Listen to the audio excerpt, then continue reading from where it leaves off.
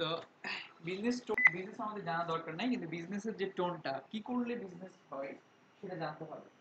ডেভেলপমেন্টের সঙ্গে থাকতে আমাদের যদিও লক্ষ্য জেন্ডে, কিন্তু ডেভেলপমেন্টের সঙ্গে থাকতে হলে আমরা যদি বিজনেসটা বুঝি তাহলে আমরা আমাদের ডেভেলপমেন্ট আমাদের জন্য ইজিয়ার হবে। কোম্পানি অবশ্যই চাই আপনাকে রেকর্ড করাবে, তার অর্থ কি?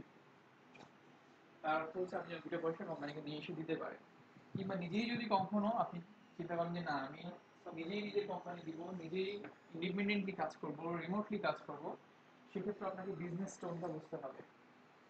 আজকাল উবার, গুগল, ফেসবুক, ইয়াহু কিংবা যারা টেক জায়ান্ট আছে, অল্প কিছু নাম শুনছেন?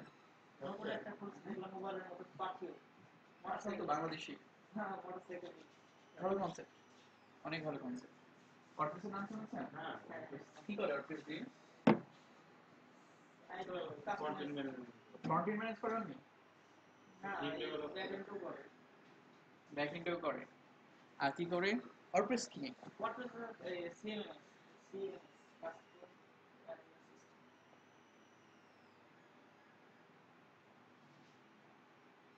সাইট বানানো এটাকে ড্রাগন ফ্রুট সিএমএস মানে কি? Content management exactly. আর কোনো নাম আছে অর্পিসের? অর্পিস কি আর কোনো কাজ করে? ফ্রেমওয়ার্কের নাম শুনেছেন? কি করে ফ্রেমওয়ার্ক? ফ্রেমওয়ার্ক হচ্ছে কাজগুলো একটা নির্দিষ্ট ফ্রেমে নিয়ে আসে। Very perfect answer. ফ্রেমওয়ার্ক হচ্ছে লারাভেল। ফ্রেমওয়ার্কের গুড এক্সাম্পল হচ্ছে লারাভেল। লারাভেল কি করে? আপনি কি সিএমএস এর মতো কোনো কিছু রেডি করে দেয়? আপনি চাইলে কি কোনো কিছু পোস্ট দিতে পারবেন? পারবেন না। কিন্তু একটা ডেভেলপের যা কিছু লাগে, এমবিসি প্যাটার্ন ফলো করার জন্য যা কিছু লাগে সেটা লারাভেলের মধ্যে আছে। আপনি আপনার কোড বা আপনার বিজনেস লজিক লিখবেন আপনার মডেলের মধ্যে, আপনি মডেলকে হ্যান্ডেল করবেন কন্ট্রোলার থেকে, আপনার ম্যানেজ করার পরে যেটা দেখাতে চান সেটা যাবে কোথায়? ভিউতে। তো লারাভেল একটা হচ্ছে পারফেক্ট ফ্রেমওয়ার্ক। আর ওয়ার্ডপ্রেস হলো itself A framework and CMS. কেউ যদি ওয়ার্ডপ্রেসকে ফ্রেমওয়ার্ক হিসেবে ইউজ করতে চায় করতে পারে, কিংবা সরাসরি ফ্রেমওয়ার্ক হিসেবে ইউজ না করে ইনস্টল করে যদি কেউ একটা পোস্ট দিতে চায়, কেউ এটাকে একটা টুল হিসেবে ইউজ করে যে না আমি এখানে কিছু কন্টেন্ট রাখবো, একটা পত্রিকা বানিয়ে ফেলবো, একটা ই কমার্স সাইট বানিয়ে ফেলবো, চাইলেই সে পারে। কারণ ওয়ার্ডপ্রেস নিজে সিএমএস এবং ফ্রেমওয়ার্ক দুটোই এখন স্ট্রং, একসময় ছিল না। আমি সেই প্রসঙ্গে আসবো, আজকে আপনাদের ক্লাস নেব সিকিউরিটির উপরে। আমরা ওয়ার্ডপ্রেসের কথাটা যে জন্য তুললাম, তরুণ উদ্যোক্তাদের মধ্যে যারা তরুণ, তাদের মধ্যে 100 জন শীর্ষ ধনীর যে লিস্ট করা হয়েছে, এর মধ্যে ওয়ার্ডপ্রেসের যে প্রতিষ্ঠাতা তার অবস্থান হচ্ছে 23তম। কি করে সম্ভব হলো? ওয়ার্ডপ্রেস খুবই, যারা ডেভেলপার ইন্টে তাদের কাছে ওয়ার্ডপ্রেস খুব ফালতু একটা সিরিজ, কিছুই নাই, র কোডিং জাস্ট। এর Laravel 100 time ফাস্টার, 100 time secure, 100 Times বেশি গ্রহণযোগ্য ডেভেলপারদের কাছে। কিন্তু ওয়ার্ডপ্রেস লারাভেলের ওনারের কোনো ইয়া নেই, নিজেই কোনো রকম খেয়ে পড়ে বেঁচে আছে। হ্যাঁ, নিজে নিজের সাপোর্ট দেয়, নিজে নিজে ইমেলের উত্তর দেয়, নিজে একটা কোম্পানি আছে, কোনো রকম একটু একটু করে চলতেছে। আর ওয়ার্ডপ্রেস হচ্ছে অনেক পপুলার কি লারাভেল পপুলার ক্লায়েন্টের জন্য মানে বোধগম্য আর্থিক ভ্যালুর দিক থেকে চিন্তা করেন। লারাভেলের ওনারের যে আর্থিক ভ্যালু এবং খুব বেশি দ্রুত চেঞ্জ হয় ভার্সন। কারণ একটা স্ট্রং কমিউনিটি আছে, স্ট্রং কমিউনিটি আছে, এবং টেইলর অসওয়েল নিজেও খুব এটার পিছনে সময় দেয়। ওনার যে বিজনেসগুলো, হোস্টিং রিলেটেড যে বিজনেস, সার্ভিস রিলেটেড যে বিজনেস, সেই বিজনেসগুলো লারাভেলের উপর ডিপেন্ড। তো নিজে এটা নিজের তাগিদে হলেও খুব ভালো করে ডেভেলপ করে, খুব কিছুদিন পর পর আপগ্রেড করে। আপনাদের ওয়ার্ডপ্রেস বলার অর্থটা হচ্ছে, আমি জানি আমি যদি আপনাদেরকে একটু ধরনের একটা সিএমএস বানাতে বলি, খুব বেশি দিন সময় লাগবে না, আগামী 6 মাসের মধ্যে ধরনের একটা সিএমএস বানিয়ে ফেলতে পারবেন। হয়তো ওয়ার্ডপ্রেস যেভাবে আর্ন করতেছে সেভাবে আর্ন করতে পারবেন না, কিন্তু একটা সিএমএস দাঁড়িয়ে যাবে। যেই সময় ওয়ার্ডপ্রেস আসছে মার্কেটে, সেই সময় এইরকম ফ্যাসিলিটি নিয়ে অন্য কোনো সিএমএস ছিল না। ছিল, দুর্বল ছিল। জুমলা, জুমলা বোধহয় ওয়ার্ডপ্রেসে পড়ে, আমি শিওর না। পরে আমরা প্রথমে জুমলা শুনতাম, ওয়ার্ডপ্রেস তো অনেক পরে। আচ্ছা, হতে পারে, আমি জানি না এটা নিয়ে। তো যাই হোক ওই সময় এরকম কিছু ছিল না, এই জন্য এটা এত বেশি ফেমাস। আরেকটা কারণ হলো সার্ভার অলওয়েজ এক্সপেন্সিভ। যেটাই বলো সার্ভার কস্ট ম্যানেজ করাটা হিউজ এক্সপেন্সিভ। এই হিউজ এক্সপেন্সিভ জিনিসটাকে প্রত্যেকের হাতের নাগালে নিয়ে আসছে ওয়ার্ডপ্রেস। কিভাবে?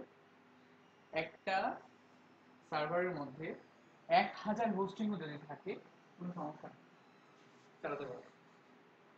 কিন্তু যে সময়ের কথা বলতেছি আজ থেকে 15 বছর 16 বছর আগে, সে সময় পাইথন কিংবা ধরেন নোট.জেএস কিংবা অন্য কোনো যে হোস্টিংগুলো আছে, অন্য যে টেকনোলজিগুলো আছে, এগুলো দিয়ে যদি আপনি শেয়ার্ড সার্ভারে কোনো কোড ডিপ্লয় করতে যেতে যান তাহলে পারবেন না। পারার কারণ হচ্ছে অন্যদের অন্যদের হোস্টিং শেয়ার করে ওখানে কোড ডিপ্লয় করার সুযোগটা ছিল না, যেটা করে দিয়েছে ওয়ার্ডপ্রেস। ওয়ার্ডপ্রেস যখন এই কাজটা করছে সে বিজনেস টোনটা বুঝতে পারছে, কোথায় বিজনেসটা আছে, মানুষ কি চায়। ওয়ার্ডপ্রেস কিন্তু ফ্রি পাওয়া যায় এবং শুরু থেকে ফ্রি। তাহলে বিজনেস কোথায় করতেছে? বিভিন্ন প্লাগইন তারপর হচ্ছে কাইন্ড অফ, কিন্তু এটা হচ্ছে আর্নিং এর 1%, আর 99% আলাদা আর্নিং আছে। ওই ডিপসের নাম শুনেছেন? হ্যাঁ, ওই কি এটা? হ্যাঁ, ফ্রিল্যান্সার ইউজ করে উই ডিপস। উই ডিপস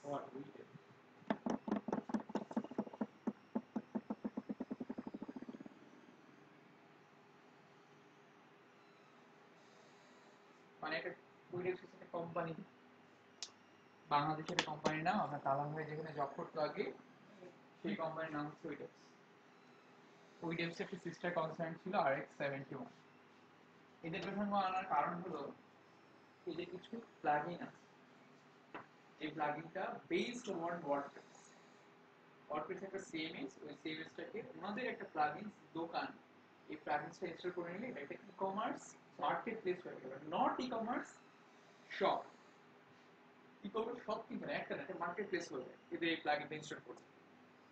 শুধুমাত্র এই প্লাগইনসটা সেল করে বাংলাদেশের one of the major software firm হচ্ছে উইডোজ। একটা জুম শেফারটা কি? জুম শেফার একই, জুম শেফার কাজ করে জুমলা নিয়ে। না, ওরা এখনো ওয়ার্ডপ্রেস করে, ওয়ার্ডপ্রেস ডেভেলপমেন্ট করে, বাট ওদের যে কোর আর্নিং সেটা জুমলা দিয়ে, জুমলার থিম সেল করে।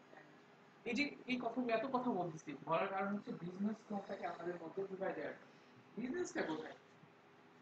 কোড তো অনেকেই করবে, আপনার সঙ্গে আরেকজনের ডিফারেন্সটা কোথায়? ডিফারেন্সটা বের করার জন্য এই জিনিসটা বললাম। রেভিনিউ এখন আসলে আগের সনাতনী ধর্মের মতো আসে না। মাইক্রোসফটের রেভিনিউ আসতো আগে, মাইক্রোসফট উইন্ডোজ বানাতো, উইন্ডোজ সেল করতে, সেখান থেকে রেভিনিউ আসতো। এই গুগলও কিন্তু এখন অপারেটিং সিস্টেম বানায়। গুগল অপারেটিং সিস্টেমের নাম কি? অ্যান্ড্রয়েড একটা অপারেটিং সিস্টেম, গুগলের আরো একটা অপারেটিং সিস্টেমের নাম হচ্ছে Chrome. Chrome, yes, browser. Chrome একটা ব্রাউজার, ক্রোম একটা অপারেটিং সিস্টেম। যে ক্রোম অপারেটিং সিস্টেমটা ল্যাপটপে দিলে এটা একটা কমপ্লিটলি ওএস হয়ে যাবে, ক্রোম ওএস। অপারেটিং সিস্টেম নাম হচ্ছে ক্রোম ওএস। ব্রাউজার আপনি ল্যাপটপে ইনস্টল করলে আপনার ল্যাপটপে কোনো হার্ড ড্রাইভ লাগবে না, 10 GB 5 GB হার্ড ড্রাইভ লাগবে, সব কিছু ওয়েবে সেভ হবে, আপনি সব কিছু করতে পারবেন অ্যাজ লাইক অ্যাজ লিনাক্স বা উইন্ডোর মতো, কিন্তু এটা একটা ডিফারেন্ট অপারেটিং সিস্টেম। প্রত্যেকটা কোম্পানি, মাইক্রোসফট একমাত্র যারা অনেক পুরনো কোম্পানি যে প্রোডাক্ট সেল করে, যেমন তোমাকে একটা বস্তু দিলাম, উইন্ডোজ এক্সপি, উইন্ডোজ 7, উইন্ডোজ 10, যেটার জন্য তোমাকে $200 পাও, এরকম কোম্পানি এখন আর নাই। এখন কনসেপ্ট হলো আমি আপনার সার্ভিসটা আপনাকে দিলাম, আপনি ফ্রি ইউজ করবেন, ভালো লাগলে একটু ডোনেট করবেন। আপনি যদি ফ্রি ইউজ করেন, আপনার যদি ভালো লাগে, আপনি যদি কন্টিনিউয়াসলি আমার ডোমেইনে আসেন, আপনি যদি কন্টিনিউয়াসলি আমার সার্ভিসটা ইউজ করতে থাকেন, আমি বিজনেস করে নিব। কিভাবে বিজনেস করব? গুগল আপনাকে জিমেল ফ্রি দিয়ে রাখছে, বাংলাদেশে তো অবশ্যই সারা পৃথিবীতে সবাই জিমেল ইউজ করে, এত লোক জিমেল ইউজ করে, জিমেলের আর্নিংটা কোথায়? জিমেল একটা লস প্রজেক্ট। আমার 10 GB করে, হ্যাঁ 10 কেন, 25 GB ফ্রি দেয় গুগল ড্রাইভ দিতেছে না, ড্রাইভ দিচ্ছে, ফটো। ইউটিউব আমরা সবাই দেখি, তাই না? আজকাল নাকি বাংলাদেশে টেলিভিশন যতজন মানুষ দেখে একটা নাটক, টেলিভিশনের নাটকের দর্শকের সংখ্যার চেয়ে ইউটিউবের সংখ্যা বেশি। আমরা তো টেলিভিশন দেখি না। ইউটিউব যে একটা এত বড় একটা সার্ভিস চলতেছে, ইউটিউবের একটা লস করবে। এবং যে পরিমাণ খরচ হয় এটা মেনটেন্স করতে, এর সার্ভারের পিছনে যে পরিমাণ খরচ হয় সেই পরিমাণ আর্নিং আসে না। তারপরেও কিসের অ্যাডসেন্স? তারপরেও তারপরে এটা চালু রাখছে, কারণ কি ভবিষ্যতে প্রত্যেকটা কোম্পানির জন্য এখন সবচেয়ে বড় অ্যাসেট হচ্ছে ইনফরমেশন। যার কাছে ইনফরমেশন আছে ইজ দ্য বস। আমেরিকা এখন আমাদের শোষণ করতেছে, কারণ কি আমেরিকার হাতে টেকনোলজি আছে। ফ্রান্স একসময় শোষণ করেছে, তার কারণ কি ফ্রান্সের হাতে ওই সময় সবচেয়ে আধুনিক টেকনোলজি ছিল। স্পেন একসময় শাসন করেছে, কেন? ওদের একসময় বুদ্ধিমত্তা ছিল। ইতালি করছে, কারণ ওদের বুদ্ধিমত্তা ছিল। কোম্পানিগুলো এখন ঠিক সেই কাজটাই করতেছে, সেম কাজ করছে। আমাদের এইচএমএস কমপ্লিট হয় নাই, এখনই আমি নাম বলবো না, একটা বড় কোম্পানি এসে বলে তারা স্পন্সর করবে, কারণ কি মেডিকেলে যে যারা আমাদের সফটওয়্যারটা ইউজ করবে তাদের যে ইনফরমেশনটা, সেই ইনফরমেশনটা ওদের সঙ্গে শেয়ার করতে হবে। কোম্পানিগুলো এসে বলতেছে আমরা ইনফরমেশনটা তোমাদের কাছ থেকে নিব। গুগলের মেন আর্নিং হচ্ছে অ্যাডওয়ার্ড,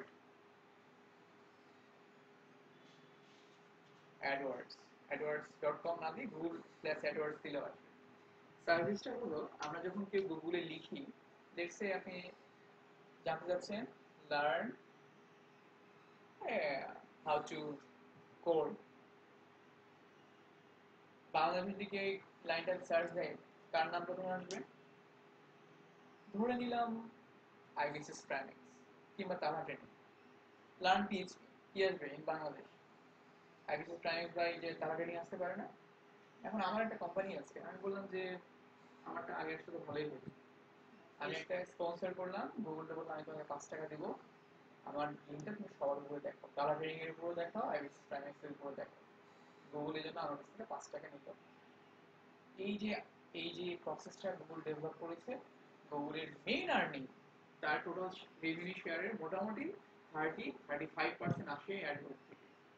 যেটা তুমি বলতেছো অ্যাডসেন্স, অ্যাডসেন্সের অ্যাডওয়ার্ডের অ্যাডসেন্স হচ্ছে 1%, খুবই সিম্পল। অ্যাডসেন্স এখানে যে ওয়ার্ডের সার্চ দিলে দেখা যায় বিভিন্ন ওয়ার্ড মানে সাইটগুলো দেখায়। এটা কি ওরা ওইভাবে আপনি কন্ট্যাক্ট করার ফলে আসতেছে না যে অপটিমাইজেশনের জন্য আসতেছে? যারা এসে করে তারাও তো এটা করে। গুগল রেজাল্ট দেখে কয়টা এক পেজে? 20টা কিংবা 15টা, কিংবা কাস্টমাইজ করে কেউ যদি সেট করে রাখে তাহলে তার জন্য বেশি দেখায়।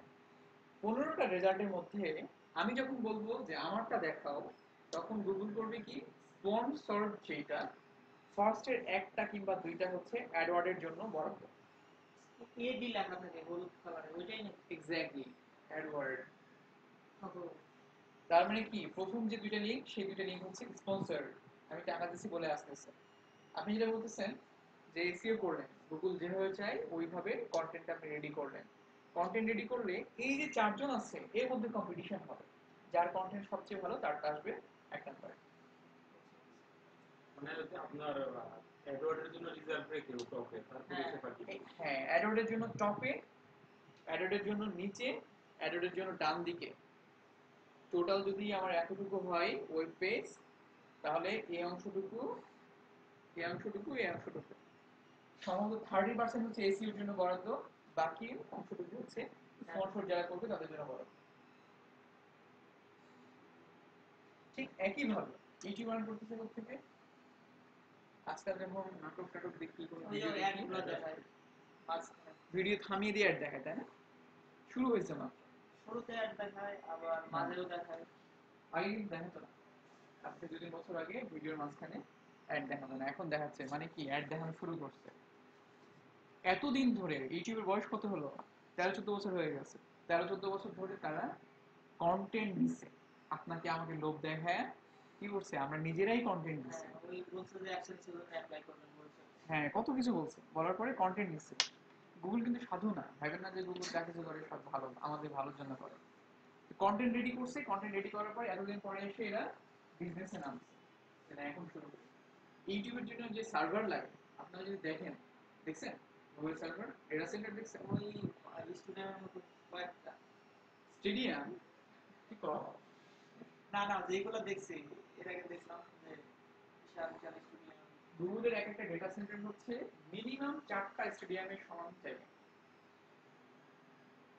একটা ডেটা সেন্টার মানে 4টা স্টেডিয়াম নিয়ে যতটুকু জায়গা হবে ততটুকু জায়গা। আর ওরা তো একটা হার্ড ডিস্ক লাগে না, একসাথে মনে হয় 1000 2000 ছোট ছোট হার্ড ডিস্ক থাকে। ধরো এটা একটা র্যাক, এই র্যাকের মধ্যে এখানে একটা হার্ড ড্রাইভ ঢুকালো, আরেকটা হার্ড ড্রাইভ ঢুকালো, আরেকটা হার্ড ড্রাইভ ঢুকালো, অসংখ্য হার্ড ড্রাইভ থাকে। মানে ছোট ছোট অনেকগুলো কম্পিউটারকে সুপার কম্পিউটার বানানো। যাই হোক, আমরা যে জিনিসটা বলার জন্য শুরু করেছি সেটা হচ্ছে প্রত্যেকেই ফেসবুক কি করে। ফেসবুক আসার আগে পৃথিবীতে এক নাম্বার জায়ান্ট ছিল গুগলই। গুগলের আগে পৃথিবীতে টেকে জায়ান্ট ছিল ইয়াহু। এখন আর কেউ গুগলের রেভিনিউ ভয়ানক রকম কমে গেছে একমাত্র ফেসবুকের কারণে। বলেন দেখি কারণটা কি? বলতে পারলে আপনাদের জন্য প্রাইজ আছে। সবচেয়ে বেশি মানে এটা হলো সোশ্যাল নেটওয়ার্ক। সকালে ঢুকে যাই ফেসবুক দেখি তো কি অবস্থা। এই জন্য কি তো ফেসবুক তাহলে রেভিনিউ কোত্থেকে পেলো? গুগলের রেভিনিউ কিভাবে কমাই দিল? কমাই দিছে, ভিজিটর বেশি। না, ফেসবুকে তো বিজনেস পেজ মার্কেটিং হ্যাঁ। এগুলো। ফেসবুকের এই গুগলের নাই। ফেসবুকটা পপুলার বেশি। ঠিক আছে, বাট এখনো যারা বিজনেস বোঝে বা এখনো আপনি যখন একটা কন্টেন্ট সার্চ করতে যান, কোথায় ঢাকায় পিউরিট পাওয়া যায়, লেটস সে কোথায় ঢাকায় ভালো একটা পেন পাওয়া যায়, ফেসবুকে গিয়ে সার্চ দিবেন না গুগলে গিয়ে সার্চ দিবেন? তাহলে বিজনেস ভ্যালু কার বেশি? এই সাইডে গুগল। আচ্ছা, যে জায়গাটাই ফেসবুক গুগলকে ডোমিনেট করে সেটা হচ্ছে ইনফরমেশন। আপনি যখন আমাকে মেল করেন তখন একটা কাজের মেল করেন, কিংবা ভালোবেসে করেন, কিংবা হুমকি টুমকি দেন নাকি? আহ, মোট কথা কাজের জিনিসটা লেনদেন হয় জিমেলে বা গুগলে। যে সার্ভিস মানুষ ইউজ করে সেটা হচ্ছে কাইন্ড অফ প্রফেশনাল বা কর্পোরেট ওয়ার্ল্ডে। আর ফেসবুক হচ্ছে ইন্ড ইউজারের জন্য। আমি ঘুম থেকে উঠে একটা স্ট্যাটাস দিলাম, আচ্ছা ঘুমটা খুব ভালো হয়েছে, ঘুম থেকে উঠে ব্রাশ করলাম, স্যান্ডো নিলাম, হ্যাঁ, তারপরে পার্সোনাল ইনফরমেশন লিখি, তাই না? যে আজকে আমি ফ্লাই করতেছি, সারা জীবন কোনো ফেসবুক স্ট্যাটাস দিই না, কোনো একদিন ফ্লাই করলে লিখে দিই আজকে আমি ঢাকা থেকে কক্সবাজার যাচ্ছি প্লেনে। তো এই যে পার্সোনাল ইনফরমেশনগুলো আপনি দিচ্ছেন, ফেসবুক আপনাকে ম্যাপিং করতেছে। ম্যাপিং মানে হলো আপনার ডেটাগুলোকে নিয়ে আপনার সম্বন্ধে আমি যদি জানতে চাই, ফেসবুক বলে দিবে আপনার বার্থডে কখন।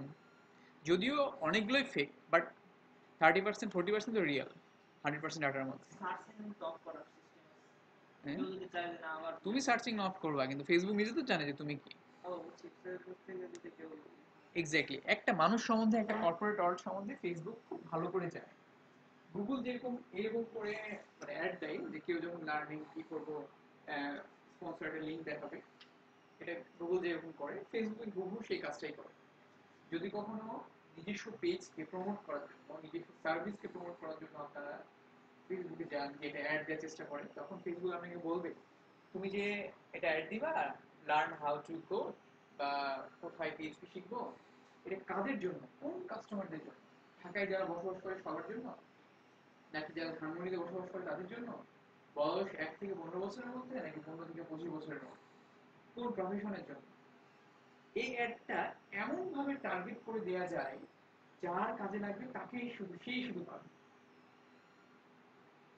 আমি একটা অ্যাড দিব যে অ্যাডটা একদম টার্গেটেড, যাদের হ্যাঁ, দরকার। যার দরকার। আমি জানি তোমার এখন একটা হাতি কেনা দরকার, তোমাকে আমি একটা হাতির অ্যাড দেখাবো। আমি জানি ওনার একটা এখন ল্যাপটপ দরকার, ওনাকে আমি এই ল্যাপটপ জন্য দেখাবো। আমি রিসেন্টলি খেয়াল করছি যারা যারা একটা প্রোডাক্ট দেখলে ওটাই আমার ফেসবুকে দেখে ঘোরাঘুরি করে। আমি ব্যাপারটা কি, আমি তো এখান থেকে ঘুরে আসি। শুধু এটাই, কয়েকদিন আগে, তোমার মজার কথা, কয়েকদিন আগে সিঙ্গাপুরে একটা বড় ভাই, সে সুপার শপে গেছে, যাওয়ার পরে বাচ্চাদের একটা টুথপেস্ট বা এই ধরনের কিছু একটা ওনার পছন্দ হয়েছিল, উনি এটাকে হাত থেকে নিয়ে একটু নাড়ানাড়ি করছে। নাড়ানাড়ি করার পরে দাম টাম দেখে রেখে দিচ্ছে যে না থাক পরে নেবো। উনি সফটওয়্যার ইঞ্জিনিয়ার, গ্রামে জব করে। বাসায় এসে ওইটা দেখতে গুগল খুলতেই, ফেসবুক খুলতে দেখে ওটার ad। কি করে সম্ভব? এটার ওই মধ্যে সিসি ক্যামেরা থেকে মনে হয় কি করে ক্যাপচার সম্ভব? করছে এটা কোনোভাবে। এটা কিভাবে ক্যাপচার করছে সেটা আমি জানি না, কিন্তু অনলাইন জায়ান্টগুলো নিজেদের মধ্যে ইনফরমেশন শেয়ার করে। আপনি গুগলে গিয়ে সার্চ দেন যে কোথায় ভালো ফ্রিজ পাওয়া যায়, আমি আপনাকে লিখে দিচ্ছি, যদি আপনি ফেসবুক এবং গুগলে লগ ইন করা থাকা অবস্থায় সার্চটা দেন, কিংবা লগ ইন করা থাকা লাগবে না, আপনি এমনিতেও যদি দেন ওরা কুকিজ থেকে যেটা নিয়ে ফেসবুক আপনাকে দেখাবে ঢাকায় কোথাও ফ্রিজ পাওয়া যায়। আপনি অ্যাপ্লিকেশন সার্চ দিয়ে করবেন, টেস্ট করে দেখবেন, গুগলে গিয়ে সার্চ দিবেন ঢাকায় কোথাও ভালো ল্যাপটপ পাওয়া যায়, ফেসবুকে ব্রাউজ করতে থাকবেন, দেখবেন ডান দিকে অ্যাড চলে আসছে ভালো ল্যাপটপ। তো এই যে এই কনসেপ্টগুলো পুরো মাইক্রোসফট কি করতো, প্রোডাক্ট সেল করতো। গুগল কি করতেছে, গুগল ফেসবুক কি করছে এখন, তাহলে কি সেল করতেছে, ইনফরমেশন বা সার্ভিস সেল করছে। আপনি যত জায়গায় ফ্রি ইউজ করেন না কেন, প্রতিটা ফ্রি মানে হচ্ছে কাহিনী আছে প্লাসের মধ্যে। ওটার মধ্যে এই ঝামেলা। আপনার ইনফরমেশন নিয়ে ইনফরমেশন শেয়ার করা হবে এবং সেখান থেকে বিজনেস করবে। আজকে পেয়ে দিলাম, হ্যাঁ, করে দিয়ে দিলাম। ভালো বলে না, এটা হচ্ছে যুগের চাহিদা, এটা হচ্ছে একটা নিউ মডেল, যে মডেলটা দিয়ে এখন বিজনেস চলতেছে।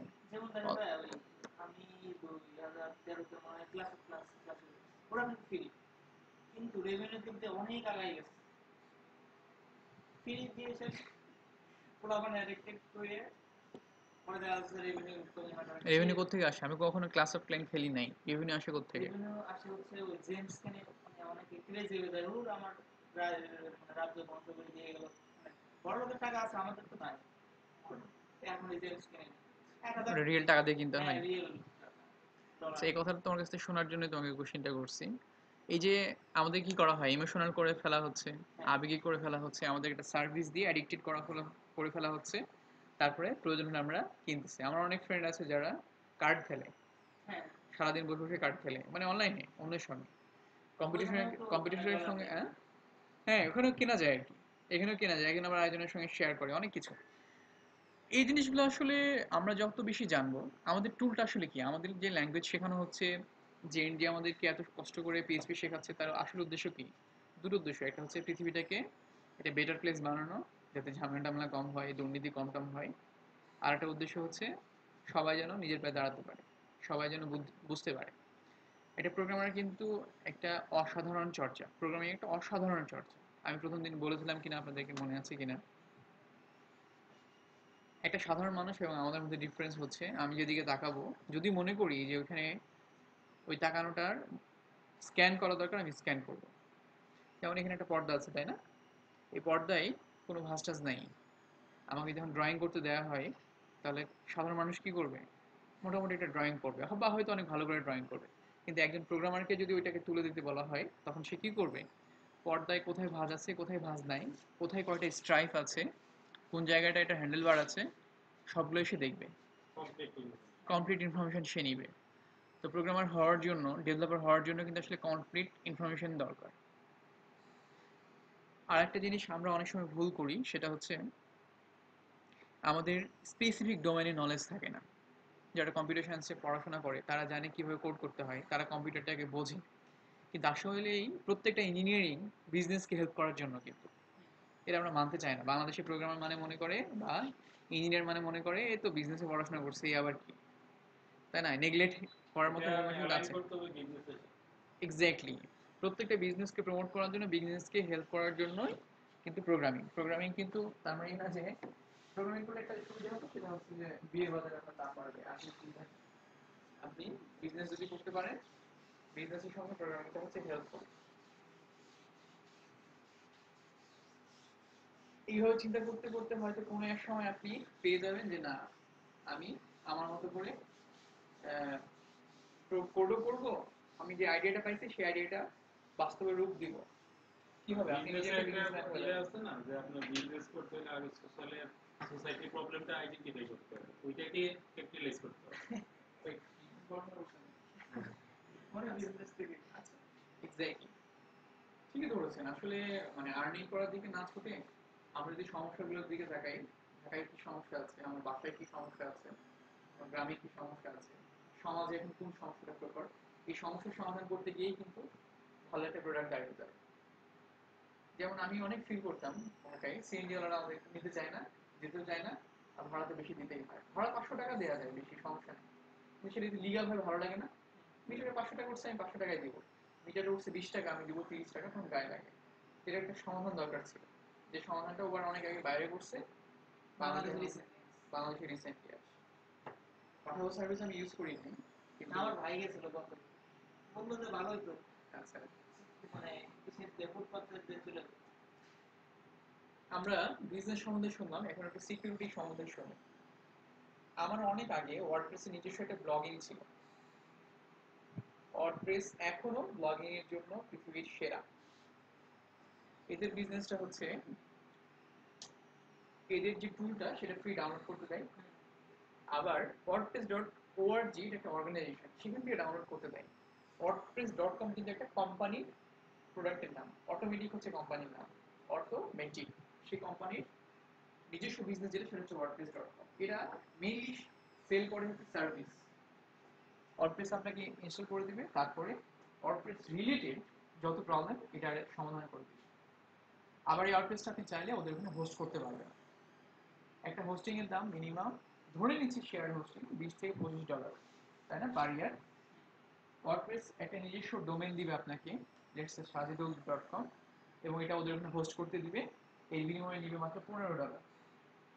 তাহলে ওর বিজনেসটা কোথায়? একটা ডোমেনের জন্য $10 নিল, মাত্র $5 আপনাকে হোস্টিং করতে দিবে। এটাই ওদের বিজনেস। আবার যে যে জিনিসটা বানায় সে সেটা সম্বন্ধে খুব ভালো জ্ঞান রাখে, কারণ আমি এটা ক্রিয়েটর। আপনি ওয়ার্ডপ্রেস ব্যবহার করবেন, যদি সার্ভিসটা পান ওয়ার্ডপ্রেসের কাছ থেকেই, তাহলে আপনি একটা মাইন্ডসেট কাজ করবে না যে না এরাই আমাকে সবচেয়ে ভালো সার্ভিস দিবে। তো সেই কাজটাই ওয়ার্ডপ্রেস করে। সমস্যা যে জন্য আমরা ওয়ার্ডপ্রেস প্রসঙ্গটা নিয়ে আসলাম, 4-5 বছর আগে আমার যে ওয়ার্ডপ্রেস সাইট ছিল সেখানে আমি কবিতা লিখতাম। ছোটবেলায় সবাই হালকা পাতলা কবিতা লিখত। আর একটা আমার ভালো অভ্যাস ছিল, আমার খুব ভালো লাগতো, সেটা হচ্ছে গানের লিরিক্সকে লিখে রাখা। আমরা তো অনেক সবাই গান শুনি, তাই না? তো যখন আমি টিনেজ ছিলাম আর কি, ওই সময় আমার ইংরেজি গান শুনতে খুবই ভালো লাগতো। সঙ্গে বুঝতাম না তো লিরিক্স গুলোকে খুব দেখতাম, কোন জায়গা থেকে পাওয়া গান যায়? শুনতেছি সঙ্গে সঙ্গে এটা কি বলতেছে সেটা আমি ওই যে বিভিন্ন সাইটে গিয়ে লিরিক্স গুলোকে দেখতাম। তো আমার খুব ভালো লাগতো, যখন বুঝতাম তখন খুবই ভালো লাগতো। তখন আমার কাছে মনে হলো যে এটাকে যদি সংরক্ষণ করা যায় খুব ভালো হয়। তো আমি ওর কাছে একটা পোস্ট দিতাম, যে পোস্টের মধ্যে ধরেন ইউটিউব থেকে ওই গানটা থাকতো, সঙ্গে কোনো একটা লিরিক্সের সাইট থেকে ওই লিরিক্সটাও নিচে থাকতো। তো এটা নিজের জন্যই করছিলাম, যে আমি যখন গানটা শুনবো তখন জাস্ট লিরিক্সটা যেন দেখতে পাই। খুব ভালো লাগবে, খুব পাগলের মতো কয়েকদিন করলাম এরকম। করার পরে একদিন পরে গিয়ে দেখি অসংখ্য কমেন্টস। আমার কাছে পোস্ট দেওয়া হচ্ছে, কমেন্টে ভরপুর হয়ে গেছে। কি রে, আমি তো এত ফেমাস হয় না যে মানুষ এসে আমাকে বলবে, অ্যাপ্রিসিয়েট করবে, কিছু একটা বলবেন। প্রথম প্রথম ভালোই লাগতো, পরে গিয়ে দেখি অলমোস্ট প্রত্যেকটা কমেন্টসই হচ্ছে স্প্যাম, মানে কোনো হিউম্যান করে না, নিজে করে নাই। কারণ ওয়ার্ডপ্রেসের প্রত্যেকটা পোস্টে নিজে কমেন্টস করার সুযোগ থাকে, এবং এই ফর্মটা হচ্ছে ওপেন। তখন পর্যন্ত ওয়ার্ডপ্রেসে এটাকে প্রিভেন্ট করার টেকনোলজি ছিল না, বা হয়তো চিন্তা করে নাই যে এটাকে প্রিভেন্ট করবে। স্প্যামগুলো কিরকম? হয়তো লিখছে ভাই এত সুন্দর হয়েছে পোস্টটা, কিংবা ধরেন লিখছে যে হ্যাঁ টিভিটা চালিয়ে দেন, অনেক অনেক অনেক কিছু। সবার নিচে গিয়ে বুঝছে যে আমার এরকম একটা সার্ভিস আছে, ওই ডোমেনটা হচ্ছে এইটা। আসলে তার নিজের ডোমেনটাকে প্রমোট করার জন্য সে কমেন্ট করতে আসছে, এবং নিজে নিজে করে না, একটা স্ক্রিপ্ট বানায় রাখছে। ওয়ার্ডপ্রেসে যতগুলো সাইট আছে সেগুলোতে গিয়ে দেখে যে কন্টেন্ট মিলে যায়, ইন্টারেস্ট যদি মিলে যায়, তখন গিয়ে সুন্দর করে কমেন্ট করে দিয়ে চলে আসে। তো আলটিমেটলি আমি যখন কমেন্টটা দেখি, স্বাভাবিকভাবে আমি ওর লিঙ্কে একবার ক্লিক করবো। আর ওর লিঙ্কে ক্লিক করা মানে হচ্ছে ভিজিটর বেড়ে যাওয়া, সেটা তাকে প্রমোট করা হয়। তো পরে এটাকে ওয়ার্ডপ্রেস প্রিভেন্ট করেছে আর একটা প্লাগইনস নিয়ে এসে, নাম হচ্ছে কি মানে, আমার নামটা ভুল হতে পারে, এরকমই নাম, কাইন্ড অফ মানে কাছাকাছি এরকম কিছু একটা। এটা দিয়ে কি করলো ওয়ার্ডপ্রেস, যে না বাইরে থেকে যে কেউ চাইলে স্ক্রিপ্ট দিয়ে কমেন্ট করতে পারবে না, রিয়েল মানুষই করতে পারবে। আপনার রিক্যাপচার নাম শুনেছেন? CAPTCH, বাসায় গিয়ে গুগল করেন রিক্যাপচার নামে। ক্যাপচার ক্যাপচার কি জিনিস? এটা ডোমেন কি না এটা সরি, এটা ভিজিটর কি অ্যাকচুয়ালি যেমন এই যে আপনি গুগল যেটা ভেরিফাই করে, স্ক্রিপ্ট দিয়ে করছে নাকি UN? I am robot, I am robot, এই তো perfect. I am I am not robot. Not robot, human test. Capture এখানে একটা কিছু লেখা থাকে, এটাই বুঝতে সে ইনপুটটা দেখে লিখতে হয়। এখন সাধারণত এটা কিন্তু প্রিভেন্ট, মানে এটাকে ভেঙে ফেলানোর ব্যাপারই না, চাইলে আপনারা এখন একটু গুগল করলেই পারবেন। এই ইমেজটাকে পড়ে এখানে লিখতে হয়। হ্যাঁ, তো মেশিনের পক্ষে কি ইমেজ পড়া কঠিন? Image to text. Image to text, হ্যাঁ, সব ইমেজ পড়া সহজ না, বাট অ্যাটলিস্ট এখন ট্রেন্ড শুরু হয়েছে যে মেশিন যখন বুঝতে পারে এটা ইমেজ কোন ধরনের। তো গুগল এই প্রোডাক্ট হচ্ছে গুগলের শুরুর দিকে গিয়ে একজন এমপ্লয়ি ভাবলো যে এটাকে প্রিভেন্ট করা একটা ভালো ওয়ে হচ্ছে এ ধরনের একটা ক্যাপচা ওয়েবসাইটের মধ্যে জুড়ে দেওয়া, অ্যাটাচ করে দেওয়া।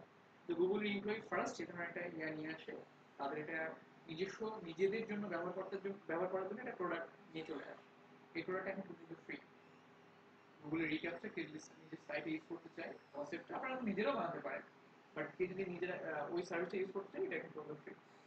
তো ওই সময়টাকে প্রিভেন্ট করা হতে কি করে, ইমেজ যেটা দেখা হয় সেই ইমেজটা এখানে দেয়, সেই ইমেজটা দিলে কি হয়, ওইটা এই ইমেজটাই ঠিক ঠিক লিখছে কিনা এটা দিয়ে প্রিভেন্ট করে যে হ্যাঁ ঠিক আছে এটা একজন রিয়েল হিউম্যান এই পোস্টটা করছে, এই অ্যাকাউন্টে ঠিক এই কাজটাই করে। বাট প্রবলেম হলো একটা মেশিন যদি দেখে দেখে বসায় দেয় যে আর নিচে ছিল, তাহলে কি করার আছে? এই প্রিভেন্ট করতেছি, দেখতেছি এই ইনপুটটা এখানে আছে কিনা। এটা মানুষ দিল নাকি এই মেশিন দিলে বোঝার উপায় আছে না, নাই। আরো একটা জিনিস গুগল নিয়ে আসছে, গুগল কি করে, আই এম নট রোবট এখানে ক্লিক দিতে দেয়, মাঝে মধ্যে যখন বেশি ক্লিক হয়ে যায় তখন অনেক ছবি টবি দেখায়, হ্যাঁ যে গাড়ির ছবিগুলো চুজ করেন। হ্যাঁ এখন তো এইগুলাই দেয় বিরক্ত ছবি দিয়ে লাগে দেয়। এটা আমার। বিরক্ত লাগে। 2-3 বার মানে আপনার এই যে পুরা সিগন্যাল আমি তো প্রথম ধরা গেতাম। ডিজিটালও তো এটা মানে অ্যাকচুয়াল ডিজিটাল যদি হয় মানে ওইটা ঠেকানোর জন্য ঠিক আছে, কিন্তু রিয়েল ডিজিটালের জন্য তো এটা একটা বলি বিরক্তিকর। বিরক্ত লাগে, ঠিকই বলেছেন। তো এই কয়েকদিন আগে আমি একটা ফেসবুকে পোস্ট দেখলাম যেখানে গিয়ে একটা রোবট রে করছে কি, ওই ক্যাপচার সামনে বসায় দেওয়া হয়েছে, আর ওখানে লেখা আছে যে আমি রোবট, আর রোবট এখন ওখানে লেখা ছিল please select the cards images, robot কার্ডের ইমেজগুলোকে চুজ করছে, করার পরে রোবট আবার এখানে ক্লিক দিচ্ছে। এটা মজা করার জন্য করছে যদিও, বাট এটা একটা বড় ধরনের কি গুগলের জন্য একটা থ্রেট বা একটা অপমান যে রোবটই বলতেছে I am not robot. Anyway এটার জন্য একটা ভালো সমাধান গতকালকে আমি দেখলাম গুগল নিয়ে আসছে। সমাধানটা হচ্ছে আমরা তো অলওয়েজ কি করি, সাবমিট করি না হ্যাঁ বাটনে। এটা ইউজুয়ালি কি হয়, একটা ফর্ম থাকে, ফর্মে কিছু হয়তো ডেটা দেওয়া হয়, ইমেল লেখা হয়, মোবাইল নাম্বার লেখা হয়, বা হয়তো নিজের নেম লেখা হয়, লেখার পরে একটা সাবমিট বাটন থাকে। এখন স্ক্রিপ্টগুলো ইউজুয়ালি জাভাস্ক্রিপ্ট দিয়ে, jQuery দিয়ে, কিংবা JS এর কোনো লাইব্রেরি দিয়ে এটা সাবমিট করে, আর তো কোনো উপায় নাই। স্ক্রিপ্ট দিয়ে এই সাবমিট বাটনে প্রেস করার, এখানে কিছু লেখা, এখানে লেখার পরে এটা বাটন প্রেস করার জন্য অবশ্যই তাকে জাভাস্ক্রিপ্ট লাগবে। এটা আমি জাভাস্ক্রিপ্ট দিয়ে না করে, বা গুগল নিজে চিন্তা করলো যে জাভাস্ক্রিপ্ট দিয়ে এটাকে প্রিভেন্ট করা সম্ভব। কিরকম, এখানে কি ক্লিক যখন করি তখন জাভাস্ক্রিপ্ট বলে দেয় এটা কি ইভেন্টটা কি, এটা কি অন ক্লিকে হয়েছে না এটা আসলে কোনো অন্য কোনো স্ক্রিপ্ট থেকে হয়েছে। এই জন্য গুগল নতুন যেটা নিয়ে আসছে সেটা হচ্ছে জাস্ট একটা বাটন থাকবে, ধরেন সাবমিট, এটা একটা ইনপুট ফিল্ড, এটা একটা সাবমিট বাটন, আপনি ক্লিক করলে ব্যাকএন্ডে সে ট্রেস করে ফেলবে। ব্যাকএন্ডে মনে করেন একটা ক্যাপচা আছে যে আপনি আসলে মানুষ না রোবট, কোনো কিছুই না, আপনি দেখতেও পাবেন না কিছু। আমরা কিন্তু রিক্যাপচা ফিল আপ করে আসছি, ক্যাপচা ফিল আপ করে আসছি, আমরা রোবট ফিল আপ করে আসছি। এখন নতুন ব্যাপারটা হচ্ছে যে জাস্ট প্রিভেন্ট করা, যেটা আসলে ইভেন্টটা কি, এটা কি অন ক্লিকে হচ্ছে, মাউস দিয়ে ক্লিক করতেছে, নাকি আসলে মাউসের কোনো মাউস ছিলই না এখানে। তো অনেক স্মার্ট না এটা, হ্যাঁ এত কথা বলতেছি যে সিকিউরিটি প্রবলেমটার জন্য সেটাকে বলা আমি তো রিসেন্টলি বিং ইউজ করা শুরু করছি এত এটা তো ঝামেলা করে। এটা তো নতুন, এটা তো আগে থেকেই ধরা যায়। আর ভাই আরেকটা জিনিস এটা ক্লিকটা কি আমি আগে থেকে ধরা যেত, আমি আইডিয়া ছিল না। পৃথিবীতে এখন অনেক কিছু আবিষ্কৃত হয়ে আছে, আপনি জাস্ট ওটাকে ইউজ করতে পারতেছেন না। আইডিয়া অনেক আগে ছিল, যখন যে করে আবিষ্কার হয়েছে, জাভাস্ক্রিপ্ট আবিষ্কার হয়েছে তখন থেকেই ছিল, কিন্তু কেউ এভাবে ভাবে নাই। বলেন। রিয়েল লাইফে নাকি এই ক্যাপচার সমস্যাটা হয়? আচ্ছা, এটা একটা আমার অ্যালগরিদম। একজন বলছে যে আপনার যদি রিয়েল লাইফ ইউজ করেন তাহলে এটা সমস্যার জন্য কি আমি রিয়েল ইউজ করতে হবে? গুগলের নিজস্ব অ্যালগরিদম গুলো দিয়ে কিছু এআই বানিয়ে ফেলেছে বা আর্টিফিশিয়াল ইন্টেলিজেন্স বানিয়ে ফেলেছে। সেটা কিভাবে কাজ করে, রিয়েল আইডি হচ্ছে সারা পৃথিবীতে একটাই হয়, যেমন একটা মোবাইল নাম্বার কি কখনো দুইজনের কাছে থাকতে পারে? ইন্ডিয়া থাকতে পারে না, আপনার কাছে একটা ইন্ডিয়া একটা ওই নাম্বারই, না, না কেন না? আমি যখন কান্ট্রির মধ্যে এক্স্যাক্টলি নাম্বার একটা হতেই পারে, কিন্তু যে কান্ট্রি কোড দিয়ে ডিফারেন্স। বাংলাদেশে ফোন করলে আপনি যখন ফোন Plus- করবেন কাউকে, কখনো লক্ষ্য করে দেখেছেন কিনা কোন কোম্পানিগুলো যখন আমি যখন আপনাকে ফোন দিচ্ছি নাম্বার যদি সেভ করা না থাকে আপনি দেখবেন অবশ্যই ইন্টারন্যাশনাল ফরম্যাটে থাকছে +88 0, তাই না? এবং ইন্ডিয়ার মধ্যে যদি নিজেদের মধ্যে কেউ ফোন দেয় তখন ফোনটা আসে ইন্টারন্যাশনাল ফরম্যাটে, কারণ কি এটাকে সার্ভারে ইউনিফাই করা হচ্ছে। তো রিয়েল আইপি হচ্ছে ঠিক ব্যাপারটা এরকম, প্রত্যেকটা মেশিনের একটা একটা রিয়েল আইপি দিয়ে দেওয়া হয়, এটাকে বলা হয় আইপি ভার্সন 4। আইপি ভার্সন 4 এর মধ্যে আমরা একটা আইপি দেখি সে 101 বা 10, যা মানে তিনটা কি 16 বিটের 16 বিট কি 8 বিট, 1 2 3 4 হ্যাঁ 8টা বিট। এই 8টা বিটের মধ্যে রিয়েল আইপি এখন দেওয়া হয়, সরি এখন আইপি 46 এ করা হয়। নতুন যেটা আসছে সেটা হচ্ছে 24 বিটের, কিরকম এ বি সি এফ 2 9 এভাবে 24টা বিট। তার মানে হলো বলা হয়ে থাকে পৃথিবীতে একটা মানুষের পাশে আরেকটা মানুষ যদি এইভাবে দাঁড়িয়ে থাকে, পৃথিবীর সারফেসটাকে যদি ভরে ফেলা হয়, পৃথিবীর উপরিভাগকে যতগুলো মানুষ আছে সবগুলো মানুষকে যদি এইভাবে ভরে ফেলা হয়, প্রত্যেকটা মানুষকে আলাদা আলাদা করে এরকম IPv6 এর যে আইপিটা সেটা দেওয়া সম্ভব, IPv6। এটা বাংলাদেশে অনেকগুলো আইএসপি শুরু করেছে, অনেকেই শুরু করে না। তো গুগল করে কি কথাটা ওই প্রসঙ্গটা নিয়ে আসি, গুগল করে কি যে দেখে একটা মেশিন থেকে বা একটা আইপি থেকে, ধরেন আইএসপি গুলো করে কি একটা রিয়েল আইপি এগেইনস্টে অনেকগুলো ফেক আইপি তৈরি করে। একটা রিয়েল আইপি ধরে নিলাম 2.9, এই 2.9 এর এগেইনস্টে হয়তো আরো 2000 আইপি আছে ওই নেটওয়ার্কের মধ্যে। এই 2000 আইপি থেকে গুগল তো শুধু রিয়েল আইপিটাকে চিনে, এই 2000 আইপি কে চিনে না। তাহলে এই মেশিনটাতে এখন আইপি চেক করলে দেখা যাবে ব্রাউজারে গিয়ে রিয়েল আইপিটা দেখাচ্ছে, এই মেশিনের আইপি দেখাচ্ছে না। তো দেখি যে এই একটা মাত্র আইপিতে 2000 জায়গা থেকে রিকোয়েস্ট আসছে, তো নিশ্চয়ই তাহলে এটা মানুষ গুগল তো জানে না যে বাংলাদেশে এখন আমরা IPv4 ইউজ করি, যদি জানতো তাহলে হয়তো এটা করতো না। তো যেহেতু একটা আইপিতে অনেকবার রিকোয়েস্ট আসতেছে এই জন্য সে ক্যাপচারটা দেখে, যখন কেউ রিয়েল আইপি ইউজ করবে তখন তো আপনি ইউজ করতেছেন, তখন তার অন্য কেউ এখানে নাই, স্বাভাবিকভাবে সেটা এটার হেডেক না। আমরা ওয়ার্ডপ্রেস নিয়ে আসতেছিলাম বা গুগলের এই ব্যাপারগুলো নিয়ে আসতেছিলাম, এত কথা বললাম একটা সমস্যাকে প্রিভেন্ট করার জন্য। সমস্যাটার নাম হলো CSRF। এটা একটা খুবই common security threat for PHP and any other languages, যে কোনো ল্যাঙ্গুয়েজে এই প্রবলেমটা আছে। এটা হলো সিতে হলো ক্রস, এসে হলো সাইট, আরতে হচ্ছে রিকোয়েস্ট, এফে হচ্ছে ফরজারি। কনসেপ্টটা কি ধারণা আছে? কাইন্ড অফ আমি একটু আগে প্রবলেমটার কথা বলছি, আমি আমার ব্লগের উদাহরণ যখন দিচ্ছিলাম। ওই যে স্প্যামিং, হ্যাঁ স্প্যামিং যেটা হ্যাঁ স্প্যামিং তো অনেকভাবেই হয়। একটা স্প্যামিং খুব ভালোভাবে হয় এবং সবাই করে, রাশিয়ান হ্যাকাররা মেনলি। সেটা হচ্ছে তাদের কন্টেন্টটাকে প্রমোট করার জন্য, তাদের কন্টেন্টটা প্রমোট করার জন্য তাদের ওয়েবসাইট থেকে কোনো একটা ডেটা নিয়ে আমার ওয়েবসাইটে ইনজেক্ট করে দেয়। ক্রস সাইট মানে একটা সাইট থেকে আরেকটা সাইটে যাওয়া, অন্য একটা সাইটের কন্টেন্ট নিয়ে এসে কিংবা ধরেন স্ক্রিপ্ট দিয়ে কোনো একটা কন্টেন্ট নিয়ে এসে আমার সাইটের মধ্যে ইনজেক্ট করে দেওয়াটা হচ্ছে ক্রস সাইট রিকোয়েস্ট পর্যায়ে। এবার ট্রাম্প যে ইলেক্টেড হয়েছে এর জন্য রাশিয়ান হ্যাকারদের একটা ভূমিকা ছিল, এটা অনেকেই স্বীকার করে অনেকেই স্বীকার করে না। অ্যাজ এ ডেভেলপার আমি করি এবং খুব ভালোভাবে করি।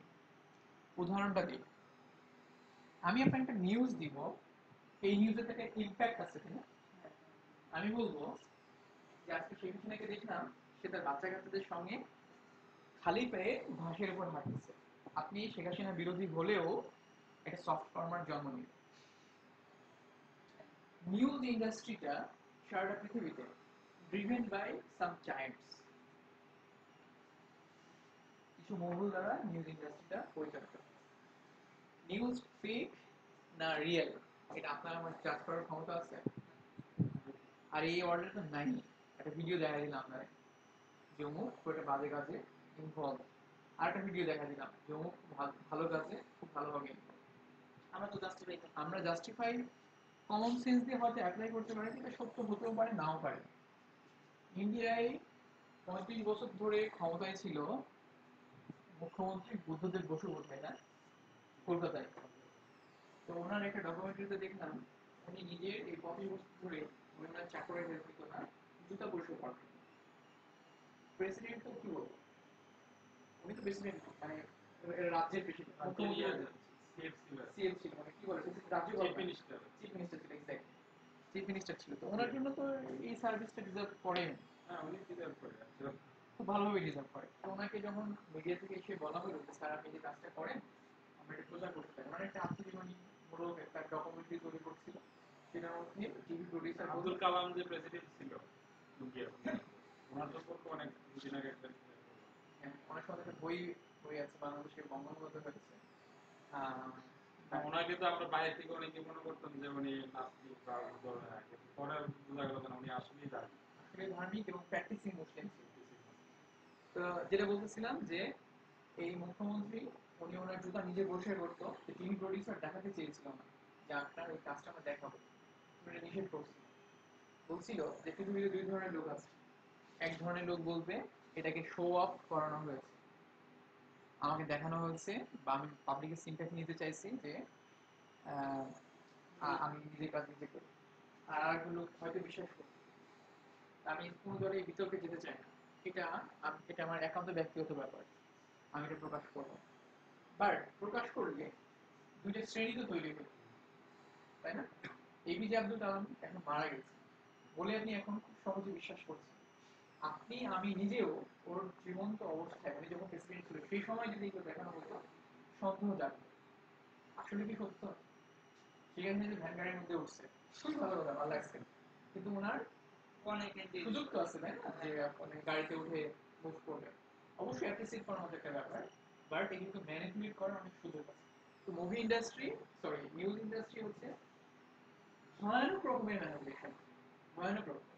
রাশিয়ানরা, আমি যেটা আমার নিজস্ব রেকর্ড হচ্ছে, বলা ঠিক কিনা, আমার নিজস্ব অবজারভেশন হচ্ছে রাশিয়ান হ্যাকাররা আপনার সম্বন্ধে একটা নেগেটিভ নিউজ আমি বলবো, বাট লোকজন শুনে মনে করবে যে নাটকটা বোধ হয় এরকম, এটা খুব খারাপ কিছু বলবো না, সামান্য একটু খারাপ বলবো, এমন ভাবে বলবো প্রথমেই লোকজন মনে ভাববে সে বোধ হয় খারাপ কিছু না।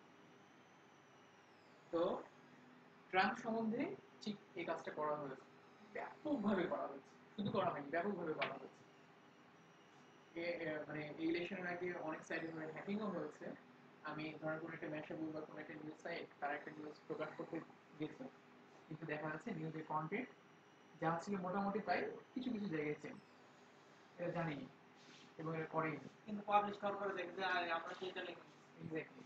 তো এই জিনিসটা মানে তখন এটা অনেক বিতর্ক হচ্ছিল, তো ওটাকে দেখতে গিয়ে দেখলাম যে ব্যাপারটা আসলে সত্য। এবং ইভেন আমি আমার সাইটেও এই ধরনের কিছু লগ পেয়েছি, যে লগটা হচ্ছে রাশিয়ান আইপি থেকে, রাশিয়ান কান্ট্রি থেকে এসে এখানে ম্যানিপুলেশন করার চেষ্টা করা হচ্ছে, এই জন্য জিনিসটা বললাম। তো এটার প্রিভেন্ট করা খুবই সোজা, সিএসআর এর প্রিভেন্ট করা মানে খুব ইজি একটা ব্যাপার। ওরা কি হ্যাকিং নিয়েই রিসার্চ করে? রাশিয়ানরা গণিত অনেক ভালো, পৃথিবীতে যে প্রোগ্রামিং এর সবচেয়ে সম্মানজনক যে কম্পিটিশন এসিএমপি, এসিএম এর এসিএম এর ফার্স্ট র্যাঙ্কিং এ থাকে রাশিয়ানরা। কারণ কি জানেন? এই কথাটা কি বিশ্বাস্য না অবিশ্বাস্য? আমরা তো সবাই মুসলিম। আব্দুল কাদের জিলানী যখন জন্ম হয়েছে তারপর থেকে উনি হাফেজ ছিলেন। ঠিক? আব্দুল কাদের জিলানী উনি তো নবী রাসূল, হ্যাঁ নবী রাসূল হলে সেটা ধরে না যে আল্লাহর একটা রহমত ছিল বা একটা মর্যাদা, কিন্তু উনি জাস্ট একজন আল্লাহর ওলি। আল্লাহর ওলি জন্ম থেকে হাফেজ ছিল, কিভাবে সম্ভব? এটা বিশ্বাস্য? আসলে গল্প আকারে শুনছি। গল্প শুনলে গল্প মনে হয়, এটাকে আপনি প্রুভ করতে পারবেন যে এটা আসলে সত্য হওয়ার সম্ভাবনা আছে?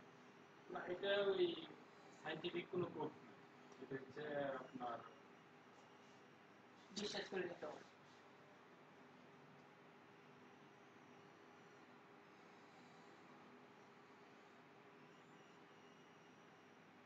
প্রুভ করতে পারলেন না, না? এই দুইটা কান্ট্রি এটা এখন প্র্যাকটিস করে, ইসরায়েল আর রাশিয়া। ইসরায়েল করে কি, বাচ্চা জন্ম হওয়ার প্রায় মানে গর্ভে যখন সন্তান আসে তখন থেকে বাচ্চাকে যে বিষয়ে দক্ষ করবে মাকে সেই বিষয়ে পড়ানো হয়। গণিত পড়ানো হয় রাশিয়ায়, ডিফারেন্ট একটা ল্যাঙ্গুয়েজ শেখানো হয় রাশিয়ায়, সরি ইসরায়েলের একটা ফরজ যে সে হিব্রুর পাশাপাশি ইংলিশ জানবে, তাকে ম্যান্ডেটরি। প্রত্যেকটা মাকে গভর্নমেন্ট বাই ফোর্স বাচ্চা যখন পেটে আসে তখন থেকে ইংরেজি শেখানো হয়, মাকে ইংরেজি শেখানো হয়। মাকে ওই সময় এমন ভাবে পুষ্টি দেওয়া হয় যাতে বাচ্চা সুস্থ হয়। আসলে আমাদের বুদ্ধিমত্তা হচ্ছে যে আমাদের যত বেশি শরীরে পুষ্টি থাকবে, যত বেশি পুষ্টি জ্ঞানের ভারসাম্য থাকবে, তত বেশি আমরা সুস্থ হয়ে উঠবো, তত বেশি বুদ্ধিমান হবো। তো জ্ঞানের চর্চাটা শুরু হয় ব্রেন গর্ভ থেকে। ডেভেলপমেন্টের তো মাতৃগর্ভের একটা স্টেজে আছে, এখান থেকে শুরু হয়। এক্স্যাক্ট। রাশিয়াতেও মায়েদেরকে গণিত শেখানো হয় বাচ্চা জন্ম হওয়ার শুরু থেকে। ছোট্ট একটা এক্সাম্পল দিই, আপনারা কি বিয়ে করছেন? বাচ্চা কাছে আছে? বাচ্চাকে বকা টাকা দেন? খুব কম। মা দেয়। আরো বাচ্চাকে মারি দেয় না, মারি বকা দিতে স্বাভাবিক, বাংলাদেশের যে কালচার তাতে বাচ্চা শিশু করতে গেলে মাস্টার রাখতে হয়। বাচ্চাকে আপনি বলবেন কোন একটা অপরাধ করছে, আপনি ইমপ্লিমেন্ট করেন, আপনার বাচ্চা কত বড়? ক্লাস 6, তাহলে এখন অভিনয় সন্দেহ, তারপরে ট্রাই করে দিতে পারেন। তুমি যদি এই অপরাধটা করো, তুমি যদি পানি ফেলো কিংবা তুমি যদি তোমার আম্মুকে ডিস্টার্ব করো, তোমার শাস্তি হচ্ছে এখন তো তোমাকে কোনো জায়গায় দাঁড় করায় রাখবে, তার থেকে তাকে নিয়ে চোখের কাছে কাছে নিয়ে একদম চোখে চোখে তাকায় বলবে এই কথা, তুমি অপরাধটা করবে, তোমাকে ওখানে দাঁড় করায় রাখবে। একদিন বলবেন, প্রথম দিন বলবেন, উপদেশ শুনে শুনবে, না শুনে নাই, কিছু বলবেন। দ্বিতীয় দিন যদি না শুনে তাকে জোর করে রেখে ওখানে দাঁড় করা দিবে। তার শাস্তি হচ্ছে সে কোনো কাজ করতে পারবে না, রুমের এমটি একটা স্পেসে জাস্ট দাঁড়িয়ে থাকবে 15 মিনিটের জন্য, কারণ সে একটা অপরাধ করছে। না মেরেও না বকা দিয়েও শুধু এই শাস্তিটা যদি আপনি ইমপ্লিমেন্ট করতে পারেন, দেখবেন যে কোনো একদিন শুধু ওখানে দাঁড়িয়ে থাকার ভয়ে সে আর অপরাধটা করতেছে না। যখন দাঁড়িয়ে থাকবে তখন সবসময় চিন্তা করবে যে আমার এই দাঁড়ানো, এই শাস্তির জন্য আমি এটা করবো। এইটা আমি বললাম এই রাশিয়ান ওদের জব করতে গিয়ে আমি এটা পাইছি। মায়েদেরকে ট্রেন আপ করা হয়, মায়েরা যখন গর্ভধারণ করে তার শুরু থেকে তাদেরকে ট্রেন আপ করা হয়। তো যে শিশুটাকে ও ইভেন বই পড়ানো হয় রাশিয়াতে, বাচ্চাদের মায়ে গর্ভধারণ করলে সে ছোট থেকে বাচ্চারা বই পড়ে। আর একটা মিরাকলের কথা আপনাদেরকে বলি, এটা রাশিয়ায় হয়েছে জিনিসটা। বাচ্চা ছোটবেলা থেকে সে কখনো স্কুলে যায় না, ধরেন বয়স 3 বা 4, কিন্তু সে স্টিকার পড়তে পারে, ফ্রিজের পাশে স্টিকার লেখা আছে সে স্টিকার পড়তে পারে, বলে দিতে পারে এখানে লেখা আছে তালা কর্পোরেশন, বলে দিতে পারে যে ওখানে লেখা আছে নো সিগন্যাল, কিন্তু সে অক্ষর জ্ঞান জানে। কি করে সম্ভব হয়েছে? ভিজুয়াল ভিজুয়ালি এটা একটা ভিজুয়ালি সেন্স করছে, এটা একটা ইস্যু। আরেকটা ইস্যু হচ্ছে ওই মায়ের কাছ থেকে একদম আর্লি স্টেজ থেকে ওই 3 বছর পর্যন্ত বাচ্চা পড়তে পারুক বা না পারুক, তাকে প্রতিদিন বেড টাইমে পড়ে গল্প পড়ে শোনানো হচ্ছে, বই পড়ে শোনানো হচ্ছে। আমাদের দেশে এগুলো নিয়ে গবেষণাও হয় না, আর আমাদের বেটার রাষ্ট্রনায়কও হয় না। আমরা সেক্ষেত্রে নেক্সট জোর দিই, আসলে কি তাই? সমস্যাটা হচ্ছে আমাদের নিজেদের চিন্তা করার সময় আমাদের তবে আরেকটা জিনিস বলি, এর আগে ম্যাথ থেকে ক্যালকুলেশনে মানে ফার্স্ট ছিল বুঝলে, মানে যে কোনো ক্যালকুলেশন নাম্বার দিলে রুট করা, স্কোয়ার করা সব করে দিতে পারে। তা ওনার জিজ্ঞেস করতে আপনি আসলে এরকম পারেন কি? ওই যে ছোটবেলায় আমার মানে দাদা একটা কিনেছিল, আগে ছিল কি বিভিন্ন কালার ছিল, ওই রঙগুলো আমার মাথার ভিতরে বাস, ওই সময় ক্যালকুলেশন করে। আচ্ছা, তো এই ক্রস সাইট রাশিয়ান হ্যাকাররা আসলে অনেক বেশি জিনিয়াস, কারণ ওরা ম্যাথ নিয়ে অনেক বেশি নাড়ানাড়ি করে, প্রোগ্রামিংটা ছোটবেলা থেকে শিখে। ইসরায়েলও তাই। অনলাইন আমাদের বাংলাদেশে পাসপোর্টে লেখা থাকে তুমি যে কোনো দেশে যেতে পারবে ইসরায়েল ছাড়া, কারণ ইসরায়েলকে এখনো স্বীকৃতি দেওয়া হয়নি, ইহুদিদেরকে এখনো স্বীকৃতি দেওয়া হয়নি। যাক, সে প্রসঙ্গে না আসি। ইসরায়েলেও অনলাইনে আইটি দিয়ে স্টার্ট গুলো, প্রত্যেকের start up almost Israeli. PHP first যে আবিষ্কার করেছে ইসরায়েল, রাসমস দাবদাব, নাম লিখতে গেলে ভুল হয়ে যাবে। এখনো যেমন আমরা কোডকে ইনক্রিপ্ট করার জন্য পিএইচপি কোডকে ইনক্রিপ্ট করে অন্য একটা সার্ভারে দিই যাতে কেউ পড়তে না পারে, না চুরি না করলে, চুরি করে নিলে যাতে সমস্যা না হয়। এটাকে যে টেকনোলজি থেকে ইনক্রিপ্ট করা হয় সেই টেকনোলজিটা হচ্ছে রাশিয়ানদের। ইনক্রিপশন নিয়ে এরা এত জিনিয়াস যে এখনো এদের ইনক্রিপশনের উপরে আরো ভালো করে ইনক্রিপশন আসে না। তো এই কমন প্রবলেমটাকে প্রিভেন্ট করা হয় কি করে? আমি যে ফর্মটা ওয়ার্ডপ্রেসে হোক, ল্যারাভেলে হোক, আমার নিজস্ব র কোডে হোক দেখাচ্ছি, আমি তো জানি যে ফর্মটা আমি জেনারেট করছি। কেমন হয় যদি একটা কাজ করি, র্যান্ডমলি আমি একটা নাম্বার জেনারেট করলাম। ধরেন নাম্বারটা হচ্ছে 42AB, কথার কথা। এই নাম্বারটাকে জেনারেট করলাম। এই নাম্বারটা যে ফর্মটা প্রপাগেট হলো কোনো একটা সাইটে আমার, এই সাইটে আমি হিডেন একটা ইনপুট ফিল্ড আকারে এই নাম্বারটা রেখে দিলাম H2AB। এই হিডেন ফিল্ডের নাম দিলাম একটা, ধরেন সি, কমন প্র্যাকটিস হচ্ছে সবাই লিখে CSRF টোকেন। আপনারা তো ফর্ম সাবমিট করা শিখেছি তাই না? তো যে ফর্মটা আমি জেনারেট করলাম, একটা ফর্ম যখন আমরা প্রপাগেট করলাম, দেখালাম, দেখানোর সঙ্গে সঙ্গে ভিজুয়ালি তিনটা ফিল্ড আছে। ধরে নিলাম এটা হচ্ছে নেম, এটা হচ্ছে মোবাইল নাম্বার, এটা হচ্ছে ধরে নিলাম এজ। এই তিনটা ফিল্ডের সঙ্গে আরো একটা হিডেন ফিল্ড আছে, নাম হলো CSRF টোকেন। এটা লারাভেলে জেনারেট লারাভেল অটোমেটিক্যালি জেনারেট হয়। এই প্র্যাকটিসটা সবাই প্রবলেম ফেস করে, এই জন্য অটোমেটিক্যালি করে রাখে। রকট যদি করতে চান তাহলে আমাদেরকে নিজেদেরকে করে নিতে হবে। এটা তো ফর্ম সাবমিট করলে করে, আর এটা ফর্ম সাবমিট না করে আমরা জাভাস্ক্রিপ্ট দিয়ে করি, তখন জাভাস্ক্রিপ্টে কি করতে চান? আমি সাপোজ ডাটা এখান থেকে আমি সার্ভারে পাঠাবো, ফর্ম সাবমিট না করে জাভাস্ক্রিপ্ট দিয়ে কোন মেথডে? পোস্ট মেথড না গেস্ট মেথডে?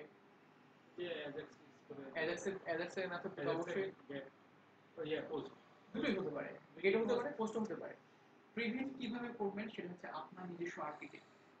আপনি অ্যাজাক্স দিয়ে পাঠাতেছেন না এমনি নর্মাল ফর্ম সাবমিট করতেছেন, ইট ডাজন্ট ম্যাটার। ম্যাটার হচ্ছে অ্যাজাক্স হোক আর যাই হোক, আপনার ব্যাকএন্ড দিকে যখন ডাটাটা সার্ভারে যাবে, আপনি ফিল্টারিংয়ের জন্য কি আছে? অ্যাজাক্স দিয়ে করা মানে কি এটা ডাটা সার্ভারে যাচ্ছে না? হ্যাঁ নরমালি আপনি একটা ফর্ম সাবমিট করে ডাটাটা সার্ভারে যাচ্ছে না? সার্ভারে যাওয়ার আগে মাঝখানে একটা লেয়ার থাকবে, মাঝখানে একটা মডেল থাকবে, মাঝখানে একটা কন্ট্রোলার থাকবে, যে কন্ট্রোলারটা এটাকে ফিল্টার করবে। রিয়েলি ইউজার কি এখানে নেম লিখছে? ইউজার কি এখানে মোবাইল নাম্বার লিখছে? মোবাইল নাম্বার জায়গায় যদি কেউ এই লিখে বসে, আমি কি ডাটাটা নিব? বলবো তো নাম্বারটা হয়ই নাই। যদি কেউ বাংলাদেশি নাম্বার 01 এরকম নাম্বার না দিয়ে যদি 9 এর জায়গায় যদি একটা ডিজিট বেশি দিয়ে দেয়, আপনি কি নেবেন? না কেন নেবেন না? এই করা আছে তো এই প্রিভেন্টটা আমরা কি দিয়ে করবো? জাভাস্ক্রিপ্ট একটা নিজস্ব জাভাস্ক্রিপ্ট। আচ্ছা ওই জাভাস্ক্রিপ্ট নিজস্ব আর্কিটেক্ট দিয়ে দুভাবে কিরকম ফরম্যাট হবে সেটা আমি একটা ডিক্লেয়ার করি। এটাতে আসতেছি, তার আগে আমি শেষ করি। এই ফর্মটা যখন সাবমিট করতেছি তাহলে এখানে কয়টা ফর্মের ফিল্ড আছে? তিনটা। সঙ্গে একটা কি ফর্ম রাখলাম? ডিলেট একটা টোকেন রাখলাম। ফর্মটা যখন সাবমিট করলো তখন প্রত্যেকবার এই কোডটা ডাইনামিক্যালি জেনারেট হয়। যেটা ডাইনামিক্যালি জেনারেট হয়, যখনই জেনারেট হচ্ছে তখন আমি সেশনে রেখে দিলাম, কিংবা কন্ট্রোলারে আমি এটা রেখে দিলাম সামহাও, বা ডাটাবেসে রেখে দিলাম। এই ফর্মটা যখন সাবমিট করতেছে তখন প্রথমে আমি চেক করব যে টোকেনটা আমি জেনারেট করছিলাম সাবমিট হওয়ার পর ওই টোকেনটা এটাই কিনা। কিভাবে চেক করবো বলেন দেখি? সেশনে রেখে। স্টাইলটা কেমন হতে পারে? Any idea? এই টোকেনটা তো আমি ওই র্যান্ডম ফাংশন দিয়ে যে কোনো একটা তৈরি করলাম। হ্যাঁ, পিএইচপি র্যান্ডের জন্য ফাংশন আছে। হ্যাঁ টোকেনটা এটা তাহলে আমি রাখবো এটা RAND র্যান্ড লিখে একটা রেঞ্জ দিলাম বা সেটা দিলাম 4 থেকে 2000, 4 থেকে 2000 মধ্যে যে কোনো একটা টোকেন জেনারেট হয়। ফর্মটা যখন সাবমিট হচ্ছে আমি এই ফিল্ডটাকে পাবো কিভাবে? ধরে নিলাম আমি রেকর্ড করতেছি এখন আপনাদের বোঝার জন্য, $_পোস্ট যদি পোস্ট মেথডে হয়, কিংবা গেট মেথড হলে গেট, তারপরে ফর্মের নাম কি ছিল? CSRF টোকেন, তাই না? CSRF token. এটা আমি কি পেলাম? এই ডাটাটাকে ধরেন একটা ভ্যারিয়েবলের মধ্যে রাখলাম, মনে করি a। যে ডাটাটা ফর্ম থেকে সাবমিট হলো সেটা আমি পেলাম এখানে। ফার্স্ট টাইম আমি আইদার ডাটাবেজে কিংবা সেশনে কিংবা মডেলের মধ্যে একটা ভ্যারিয়েবলের মধ্যে রেখে দিয়ে, ধরেন আগের যে টোকেনটা আমি জেনারেট করছিলাম র্যান্ডম, সেটা আমি রাখছিলাম $r এর মধ্যে র্যান্ডম দিয়ে। তো যখন এই ডাটাটা যখন সাবমিট হলো তখন যদি আমি এই ধরনের চেক দিই, ইফ a ইকুয়াল ইকুয়াল, তিনটা ইকুয়াল দিলাম $r, তারপরে এখানে আমি লিখবো যদি সব ঠিক থাকে তাহলে আমি ডাটাবেজে কোডটা পাঠাবো। যদি এই কোডটা যদি না ম্যাচ করে তাহলে আমি এখানে একটা এলস দিব, দিয়ে বলবো যে তুমি তো স্প্যামার, তুমি তো আমার কেউ না। তাই না? তিনটা ইকুয়াল সাইনের মানে কি? আইডেন্টি সব দেখি আইডেন্টিফাই কি আইডেন্টিফাই করবে, ওইটা ঠিক আছে কি ঠিক আছে কিনা। যে মানে সিএস আর যে কোডটা দিলাম ভ্যালু ডাটা টাইপ এক্স্যাক্টলি, যেমন 9 এর ডাটা টাইপ কি? এইটা ইন্টিজার 9.2 এর ডাটা টাইপ কি? Very good. এ এ এর ডাটা টাইপ কি? সেটা স্ট্রিং আর আচ্ছা 9 কোটেশনের মধ্যে এর ডাটা টাইপ কি? স্ট্রিং আচ্ছা এটা স্ট্রিং স্ট্রিং। যদি আমি দুইটা ইকুয়াল সাইন দেই, যেমন এখানে যদি থাকে 9 ইকুয়াল, তারপর আমি চেক করি ইকুয়াল ইকুয়াল 9, তুমি বলো কি রিটার্ন করবে? এখানে একটা ইফ দিছি, এভাবে রিটার্ন করছি, ট্রু না ফলস? স্ট্রিং এর স্ট্রিং এর মধ্যে 9 আছে, আবার স্ট্রিং ছাড়া 9 আছে।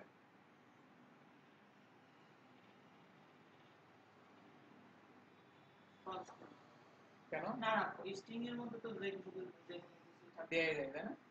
পিসিতে কি সুবিধা করে দিছে আমাদের, পিসি কোড না করতে হলে বুঝতাম। এটা ফলস। ফলস হ্যাঁ কেন ফলস? স্ট্রিং এর মধ্যে আবার স্ট্রিং না আছে এটা তো ইকুয়াল সমান ভালো তিনটা আইডেন্টিক্যাল কোনটা তিনটা না তিনটা তিনটা। তিনটা তাহলে এখানে তো ফলস ইকুয়াল আইডেন্টিক্যাল না মানে দুইটা এটা ইকুয়াল true return নাকি করবে। Very good. true return করবে। দুইটা ইকুয়াল সাইন দেওয়া মানে হচ্ছে শুধু ডাটাটা দেখবে কি ডাটা আছে, এখানেও 9 আছে, এখানেও 9 আছে, দুটো মিলছে দুটো মিলছে কিনা। যদি তিনটা ইকুয়াল সাইন দিই তখন দেখবে এটা ডাটা টাইপ, এটা যদি হয় ইন্টিজার এটাও হতে হবে ইন্টিজার। এখানে হয়ে গেছে স্ট্রিং, এখানে হয়ে গেছে ইন্টিজার। যেহেতু দুই দিকে দুই পাশে দুই লিখব, মানে শুধু ম্যাচ করবে ভ্যালুটা ঠিক আছে ভ্যালুটা ঠিক আছে। কি দিলে? তিনটা ইকুয়াল না, সাইন দিলে না দুইটা দুইটা ইকুয়াল সাইন দিলে? দুইটা দিলা। তিনটা দিলে তিনটা দিলে ওই ই হইতে হবে ডাটা একটা ইন্টিজার হইতে হবে হ্যাঁ ডাটা একটা ম্যাচ করবে। তাহলে আমরা কি পাইলাম? খুবই সিম্পলি সিএসআর এর যখন কেউ এই প্রবলেমটা খুবই কমন এবং প্রত্যেকটা ওয়েবসাইটে হয়, না থাকলে আপনি ঝামেলা করবেন নিশ্চিত। আপনি ডাটাবেজ একদিন পরে ঘুম থেকে উঠে দেখবেন যে 500 জিবি 5 MB ডাটাবেজ 500 জিবি হয়ে গেছে। আমার তো অলরেডি 18 দিছিলাম মনে হয় 2 এমবি দেখি যে 18 এমবি আমি কি এত ডেটা বের আসলে ওরা মনে হয় তাহলে ডেটা সিএসআর এর এটা যখন লারাভেলে এটা তো ফর্মে ইয়ে করলে র্যাপ করে না যদি আমরা লারাভেল না করে নরমাল রকি স্ক্রিপ্ট করি আমাদের এভাবে করে নিতে হবে। তাহলে এইভাবে আমরা ডেটাবেজ থেকে মানে ইসলামিক কোডগুলো কেমন করে আমরা যদি ফর্ম সাবমিট না করি, হ্যাঁ ফর্ম করলাম না, এই যে জাভাস্ক্রিপ্টের মতো যদি করি, হ্যাঁ তাহলে বাটনে ক্লিক করলে আপনি এই ব্যাপারটা এখনো বুঝেন নাই, ক্লিয়ার হন নাই। ওই আপনি জাভাস্ক্রিপ্টে যে কথাটা বলতেছেন, লেটস আমি একটা অ্যাজাক্স এর ফর্ম সাবমিট লিখতেছি, কি লিখি? ডলার দিয়ে লিখি, ধরেন কোন একটা পেমেন্টকে ধরলাম 4, তাই না? এভাবে গিয়ে লিখি, আমরা এখানে কি লিখি? মেথড লিখি, মেথড লিখি পোস্ট বা গেট কিছু একটা লিখি, এখানে লিখি না এটা? আমরা যে মেথডটা লিখি সেটা অবশ্যই পোস্ট বা গেট হতেই হবে। আপনি জাভাস্ক্রিপ্টে যেটা করতেছেন সেটাও আইদার পোস্ট মেথড অথবা গেট মেথড। এটা বুঝতে পারছেন? এই মেথডটা তো খুব পাঠানো যায়। কিভাবে? যে আমি যেটা করছি আপনার ওই কোড আছে আপনার কাছে, দেখেন আপনি জাভাস্ক্রিপ্টে যেভাবে পাঠান না কেন সেটাই দুটো মেথডের কোনো একটা হতেই হবে, তাহলে যাবেই না। ও মেথড আরো আছে অবশ্য, সমস্যা নাই। পোর্ট, তারপরে আরো কি লারাভেলে আরো কি কি আছে? মোট 6টা আছে। হ্যাঁ মোট কথা, আচ্ছা হ্যাঁ জাভাস্ক্রিপ্ট এটা তো আবার রাউটারে দিয়ে সেটা আপনি রাউটে পাঠাচ্ছেন না, হ্যাঁ রাউটে যাওয়ার পর আবার কন্ট্রোলারে যাচ্ছে না, কন্ট্রোলারে যখন যাচ্ছে তখন আলটিমেটলি কোনো না কোনো একটা মেথড দিয়ে তো আসতেছে, তখন সেটা আপনি যদি পোস্ট মেথডে হয়। জাভাস্ক্রিপ্ট লারাভেলের একটা সুবিধা এবং অসুবিধা দুটো করে রাখছে, সেটা হচ্ছে কমনলি আমরা ইউজ করি কি পোস্ট আর গেট মেথড, তাই না? মিডলওয়্যার শুনতে কেমন লাগতেছে? যে দুই পাশে দুইটা বস্তু আছে, মাঝখানে একটা একটা কিছু একটা আছে, এটাকে আমরা মিডলওয়্যার বলতেছি জাভাস্ক্রিপ্ট লারাভেলে।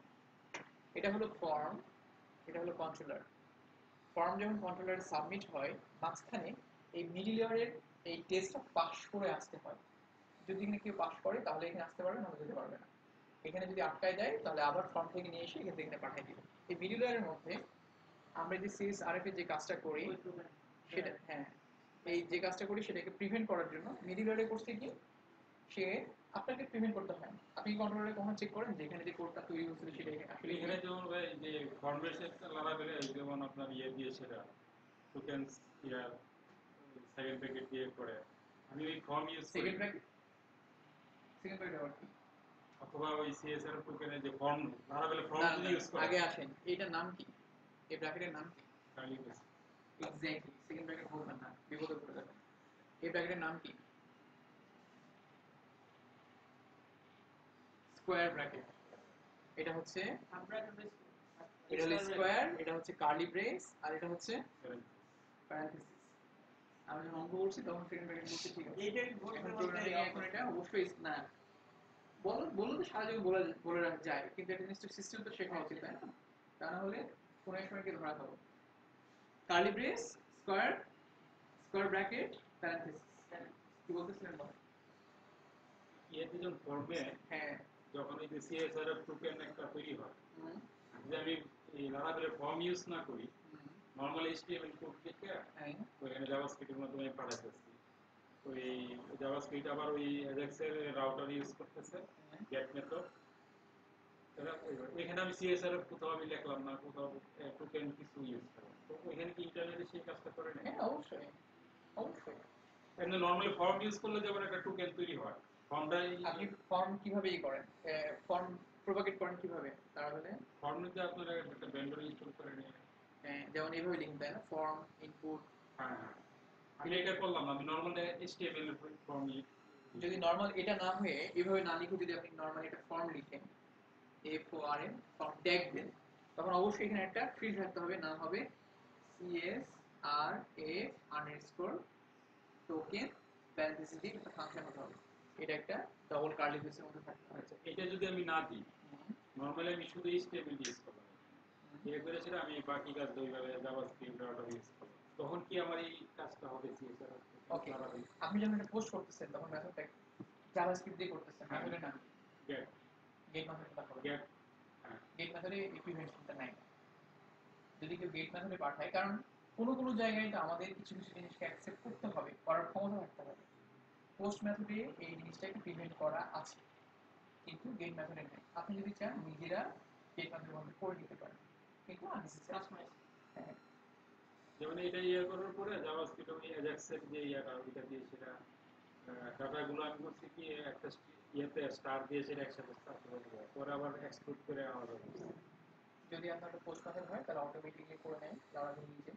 আর আপনি যদি র ভাবে লিখেন এবং সেটা যদি গেট মেথডে হয় তাহলে প্রিভেন্ট হবেই। কিন্তু এটা হচ্ছে আপনার রিস্ক। কেন রিস্ক? গেট মেথড এবং পোস্ট মেথড ডিফারেন্সটা কি বলেন দেখি? কেন গেট ইউজ করব, কেন পোস্ট ইউজ করব? গেটে আপনার ওই ইউআরএল এর ডাটাগুলো ইনজেক্ট করে হ্যাঁ, আর পোস্টে এটা হয় এক্স্যাক্টলি। তো যে ডাটাটা আপনি কেউ সাবমিট করতেছেন সেটা যদি আপনার দেখানোর দরকার হয় তখন আপনি কি করবেন? দেখানোর দরকার হলে সেটা আমরা গেট মেথডে দেই, আর যদি দেখানোর দরকার না হয় তখন সেটা পোস্ট মেথডে দেই। কিন্তু এই জাভাস্ক্রিপ্ট করলে তো এটা তো ইউআরএল দেখায় না ইউজ করতেছে গেট মেথড না, ল্যারাভেলে দেখায় না, দেখায় না রকেটে দেখায়, ল্যারাভেলে দেখায় না।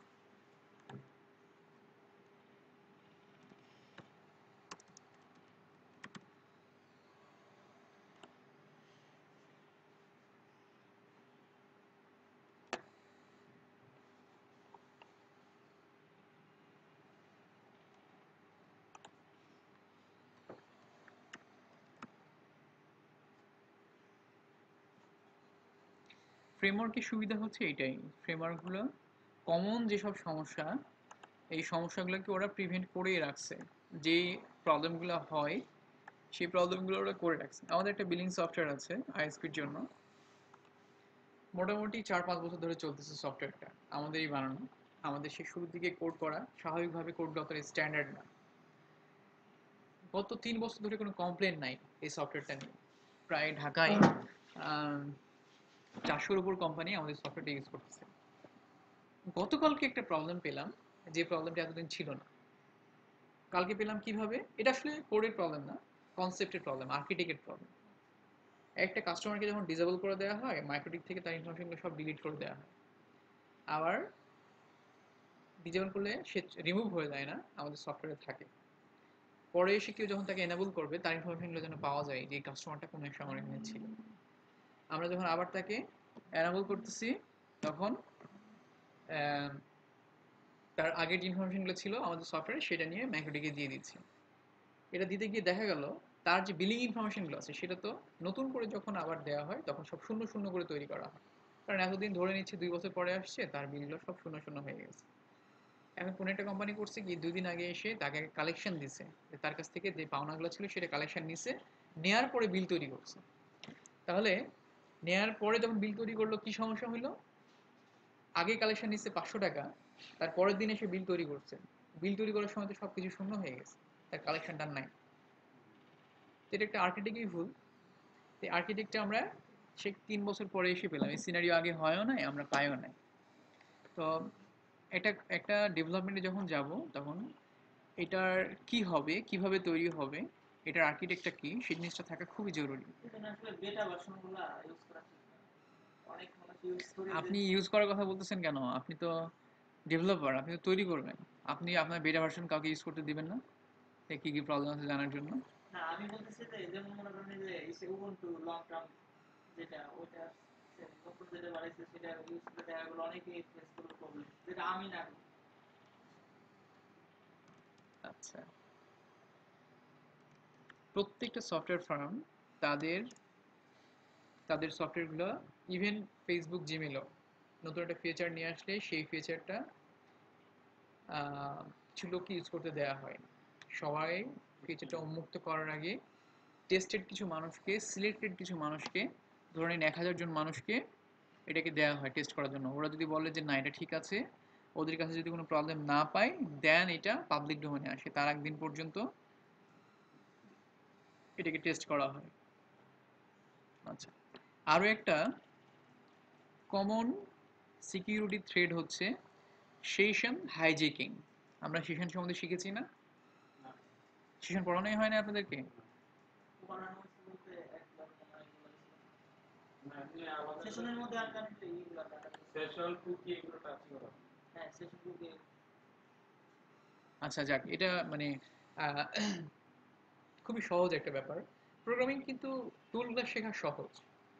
যেমন ধরেন পিএইচপি এর ম্যানুয়ালে যা কিছু দেওয়া আছে আপনি স্টেপ বাই স্টেপ সব কিছু পড়েন, আপনাদের যে জ্ঞান এখন হয়েছে ব্যাপারগুলো বুঝবেন। সেশন কুকি পড়ানো হয় না, কিন্তু আমি জানি আপনারা যদি একটু একটা টিউটোরিয়াল দেখেন ঠিক বুঝে যাবেন, এমনি তো মনে করেন যে আমরা কনসেপ্টটা ক্লাস বুঝি। হওয়া আগে আগেও আমরা জানো, কিন্তু এখানে করার পর আমাদের যে একটা ডেভেলপমেন্ট হয়েছে আগে এখন ক্লিয়ার হয়েছে ক্লাস সম্পর্কে। এইভাবে যদি আলাদা করে ক্লাস না হয় তাহলে জিনিসটা যে লেকিং গুলো আছে এগুলো বুঝে যাবে। ক্লাসে স্টুডেন্টদেরকে পাঠানো হয় কেন বলতে পারেন? এটা মেজর উদ্দেশ্য কি? ধরেন আপনি ভালো স্টুডেন্ট, ক্লাসে 10 জন 10 রকমের। প্রথম যে উপকারটা সেটা হচ্ছে আপনাকে নেটওয়ার্ক তৈরি হবে, আপনার ফ্রেন্ড সার্কেল তৈরি হবে, আপনি প্রবলেম ফেস করলে তার কাছ থেকে আপনি হেল্প পাবেন। মানুষ সবচেয়ে বেশি শিখে ক্লাসে তার তার কি মেয়েদের কাছ থেকে, তার ব্যাচমেটের কাছ থেকে, তারপরে শিখে তার টিচারের কাছ থেকে। তো এই জিনিসটা অনেক ইম্পর্টেন্ট। আর একটা জিনিস খুব ভালো শেখা হয় ক্লাসে, সেটা হচ্ছে আইদার ধরে নিয়েছি আপনি ভালো জানেন, ক্লাসে আরো 5 জন স্টুডেন্ট আছে যারা খুব একটা ভালো জানে না। যে ভালো জানে না সে যে কোশ্চিনটা করবে, সেই কোশ্চিনটা আপনার কাছে হাস্যকর মনে হলেও আপনি জেনে নিলেন যে কোশ্চিনটা করা উচিত হয়। এটাও তো আপনার শিক্ষা, তাই না? ক্লাসের বাদ স্টুডেন্টরা যখন কোনো কিছু জিজ্ঞেস করে, কোনো কোশ্চিন করে, অনেকে হাসাহাসি করে। ব্যাপারটা আসলে সে নিজের অজান্তেই হাসুক, হাসার কোনো দোষ দেখি না আমি, হাসতেই পারে, এক্সপ্রেশন তো থাকবে, কিন্তু সে জেনে গেল যে আসলে এই তরিকাটা ভুল, তাই না? এই তরিকাটা আসলে উচিত না। তো কি বলতেছিলাম, সেশন সেশন ইউজ করা খুবই সোজা। জাস্ট সেশন, এটা একটা গ্লোবাল ভ্যারিয়েবল। গ্লোবাল ভ্যারিয়েবল মানে কি? সব জায়গায় থাকে। অ্যাক্সেস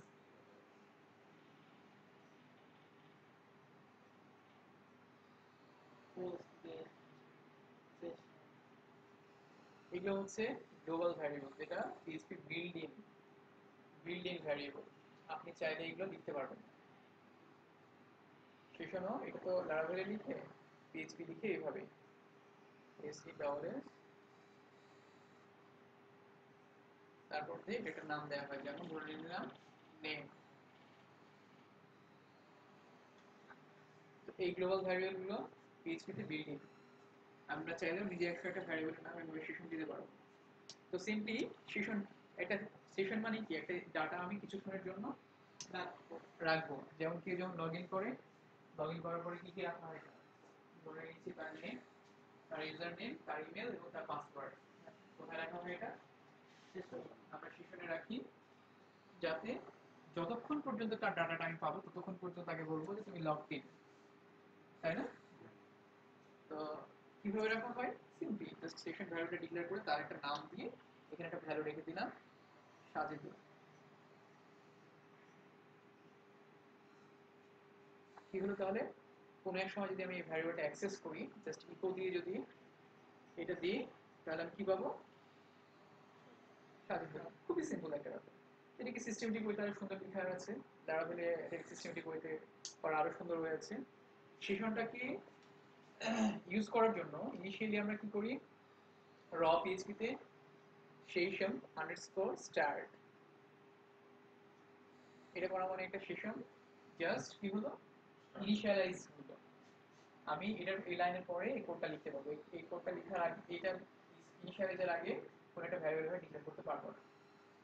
আমার এই কাজটা শেষ হলো, একটা ইউজারকে আমি আমার সাইট দেখালাম, সে তার অপারেশনগুলো করলো, সবকিছু করার পরে যখন দেখলাম তার কাজ শেষ, তখন কি করবো, লগ আউট করলে লগ আউট যখন করবো তখন লগ আউটে ক্লিক দিলে এই মেথডটাকে কল করে দিব, সেশন আনডিস্ট্রয় ডিস্ট্রয়। ফ্রেমওয়ার্কগুলো যখন ইউজ করবো তখন দেখবো যে আমাদের এগুলো লিখতে হচ্ছে না, তাই না? আমাদের ওর জন্য হেল্পার বানানো আছে, সেই হেল্পারটাকে কল করবো। বাট খুব একটা ডিফারেন্স নেই আসলে র কোডিং এর মধ্যে আর ফ্রেমওয়ার্কের মধ্যে কোনো ডিফারেন্স নাই, জাস্ট মেথডগুলো নিয়ে আলাদা করে যায়। তো ও যেটা আমি তো আসলে আপনাদের সেশন শেখাতে আসি নাই, সেখানে আপনারা জানেন বা জেনে নেওয়া আসলে কয়েক মিনিটের ব্যাপার, দেখলেই পারবেন। যেটা শেখাতে আসছি সেটা হচ্ছে হাইজ্যাকিং। সেশন হাইজ্যাকিং হচ্ছে একটা খুবই কমন প্রবলেম। যেমন আমরা সিএসআরএফ যে টোকেনের যে ইস্যুটা, সেটা যেমন একটা কমন ইস্যু, প্রায় প্রবলেম হয়, সেরকম একটা প্রবলেমের নাম হচ্ছে সেশন হাইজ্যাকিং। হাইজ্যাক করা মানে কি? ছিনায় না, ছিনায় না, তাই না? কখনো দেখছেন যে ফেসবুকে লগ ইন করলে আপনার ব্রাউজারে কি কি ডাটা সেভ হয়?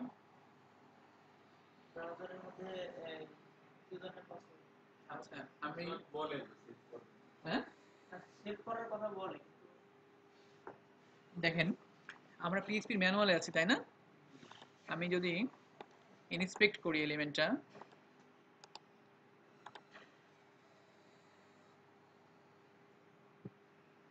কোথায় আছে? মেমোরি বোধহয়, অ্যাপ্লিকেশন, হ্যাঁ অ্যাপ্লিকেশনের মধ্যে সবার নিচে এসে দেখেন এখানে সেশন আছে, তাই না? ওই যে সেশন স্টোরেজ কি আছে? পিএইচপি ডট নেটে কিছুই নাই, কিতেও কিছু নাই, ভ্যালুতেও কিছু নাই। আরও নিচে আসি, কুকিজ। কুকিজের মধ্যে পিএইচপি ডট নেটের মধ্যে দুটো ডাটা আছে। সেশনের নাম হচ্ছে, কুকির নাম হচ্ছে কি, কান্ট্রি, আর লাস্ট ল্যাঙ্গুয়েজ আমি যে ভিজিট করছি আমার ল্যাঙ্গুয়েজ কি সেটাও রেখে দিছে ওরা। এটা এখন পড়া যাইতেছে, তাই না? কি কি ডেটা আছে, কি আছে, তারপরে ভ্যালু আছে, ডোমেনটা কি, কোন ডোমেনের জন্য অনেকে আমরা ডাটা ভিজিট করি সাবডোমেন থেকে, সাবডোমেন থেকে যখন ভিজিট করি তখন ডোমেনটা আলাদা করে রেখে দেওয়া হয়। তাহলে এখানে কি হলো, কান্ট্রি, সরি বা নেম, একটা নেম দেওয়া হয়েছে, এই নেমটা আসলে কি, তারপরে একটা ভ্যালু আছে, ডোমেন কোন ডোমেনটা কোন পাথের জন্য রাখছে, তারপর হচ্ছে এই সেশনটা কতক্ষণ পরে এক্সপায়ার হয়ে যাবে। লাস্ট ল্যাঙ্গুয়েজ বলতে বর্তমানে যেটা আছে সেটাই কন্টিনিউ করবে। আমি এই যে পিএইচপি ম্যানুয়াল দেখতেছি, কোন ল্যাঙ্গুয়েজে দেখতেছি? ইংলিশ। আমি চাইলে তো অন্য একটা ল্যাঙ্গুয়েজ যেতে পারি। লাস্ট ল্যাঙ্গুয়েজ না, আমি লাস্টে যেটা ভিজিট করছি, লাস্টে যেটা ইউজ করছি, ওইটা দিয়েই কন্টিনিউ করবে, এক্স্যাক্টলি। চেঞ্জ করবে। সেই সেশনটা কখন ডিস্ট্রয় হবে? 2018 সালের 21শে জুলাই। তার মানে 1 বছর রাখছে। কেউ যদি একবার, ব্রাউজার হয়তো এতদিন রাখবে না, কিন্তু কেউ যদি একবার পিএইচপি ম্যানুয়াল ভিজিট করে যে ল্যাঙ্গুয়েজ দেখবে সেটা 1 বছরের জন্য থাকবে। তার উপরেটা কতদিন রাখছে? মাত্র 2 দিন। কান্ট্রিটারে রাখছে 2 দিন, তাই না? 23/7/2017। সাইজ মানে হচ্ছে এটা কত কিলোবাইটের। তো আরো অনেক কিছু আছে। স্যার এই জন্যই তো মনে হয় কিছু কিছু সাইট দেখা যায় যে সেশন টাইম আউট। হ্যাঁ, সেশন টাইম আউট, এক্স্যাক্টলি। যেমন আমি যদি কোনো লগ ইন সাইটে যাই, যেমন ধরেন ফেসবুকেই যদি যাই,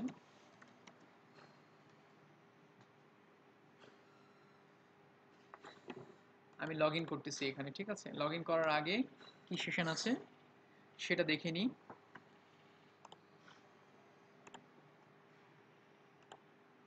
অনেক কিছু আছে, তাই না? বহুত কিছু আছে, আমরা এত কিছু লগ ইন করলাম।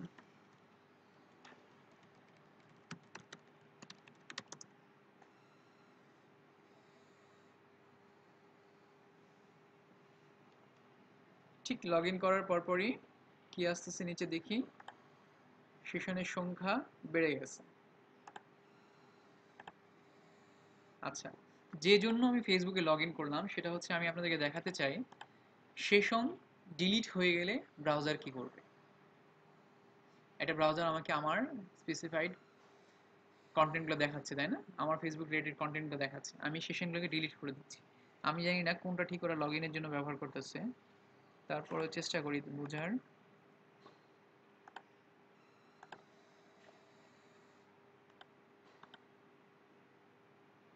ইউজার বা এটা হতে পারে, ডিলিট করে দিলাম।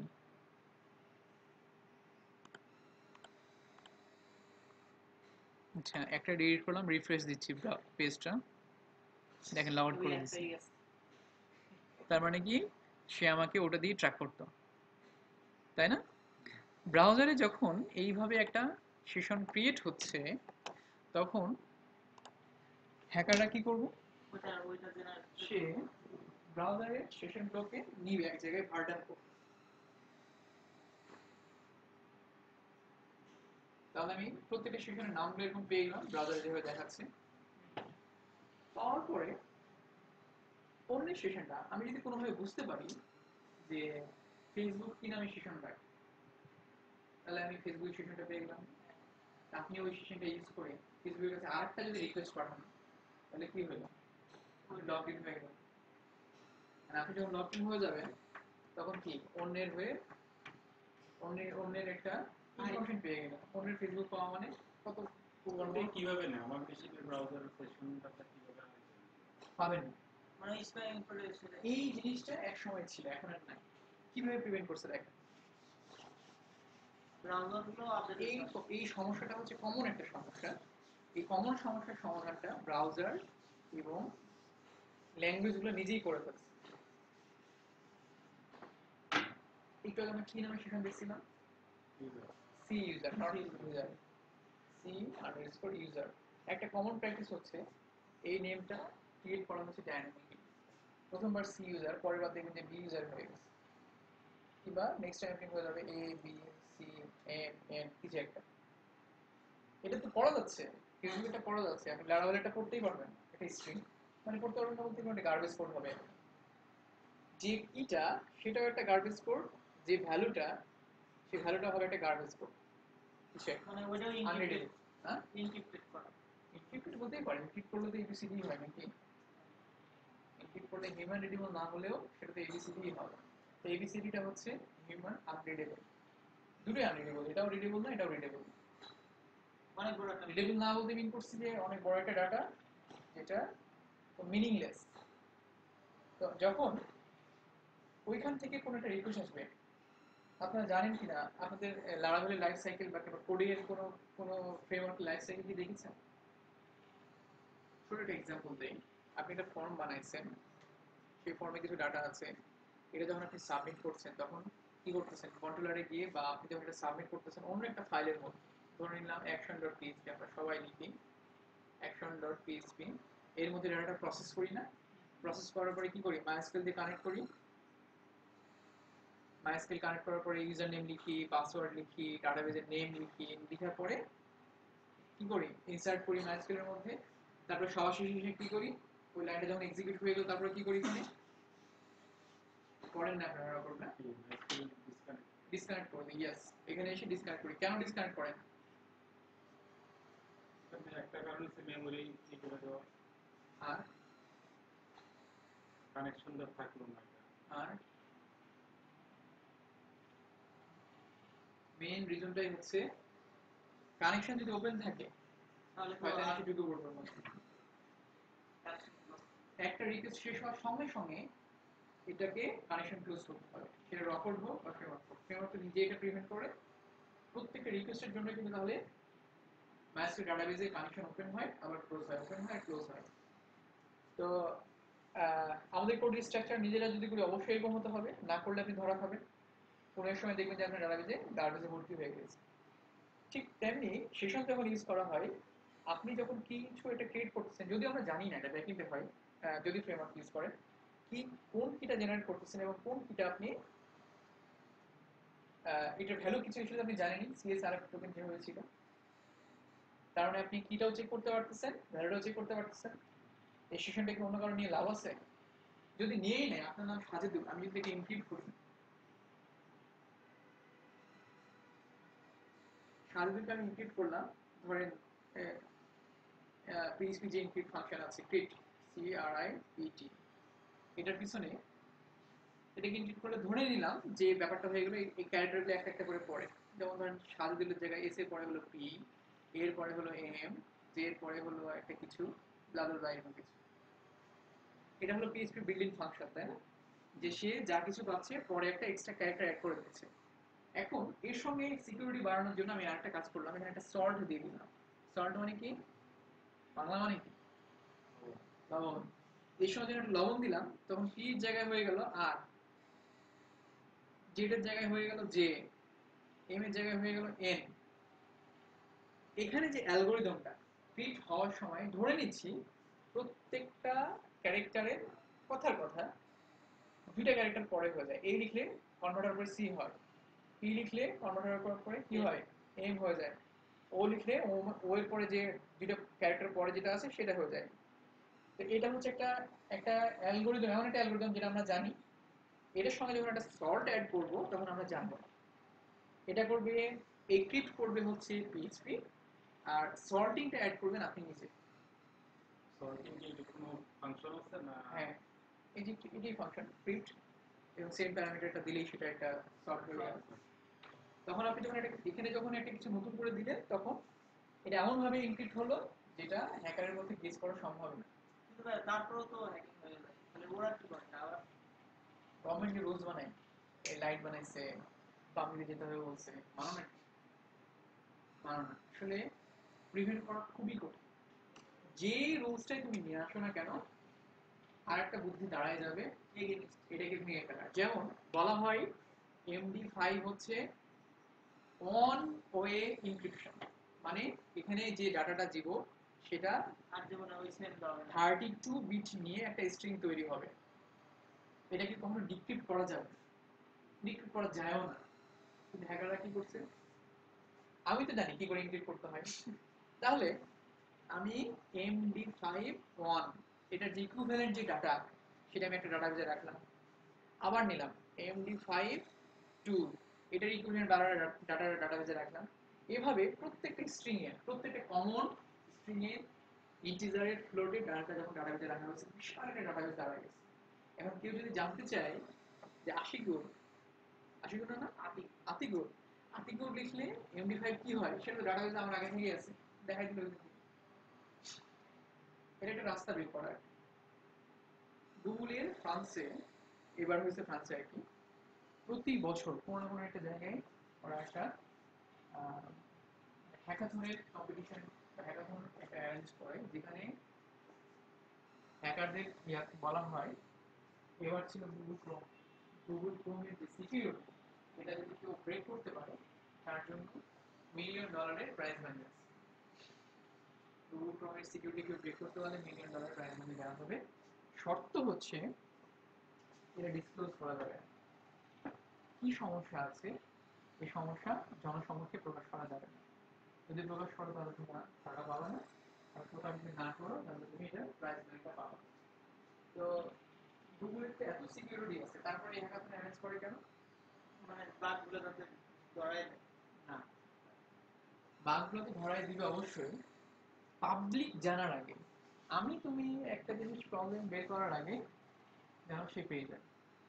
যে ফলটা তার আছে সেটা যদি সে জেনেই যায় তাহলে কি ওই জিনিস আর কেউ করতে পারবে না।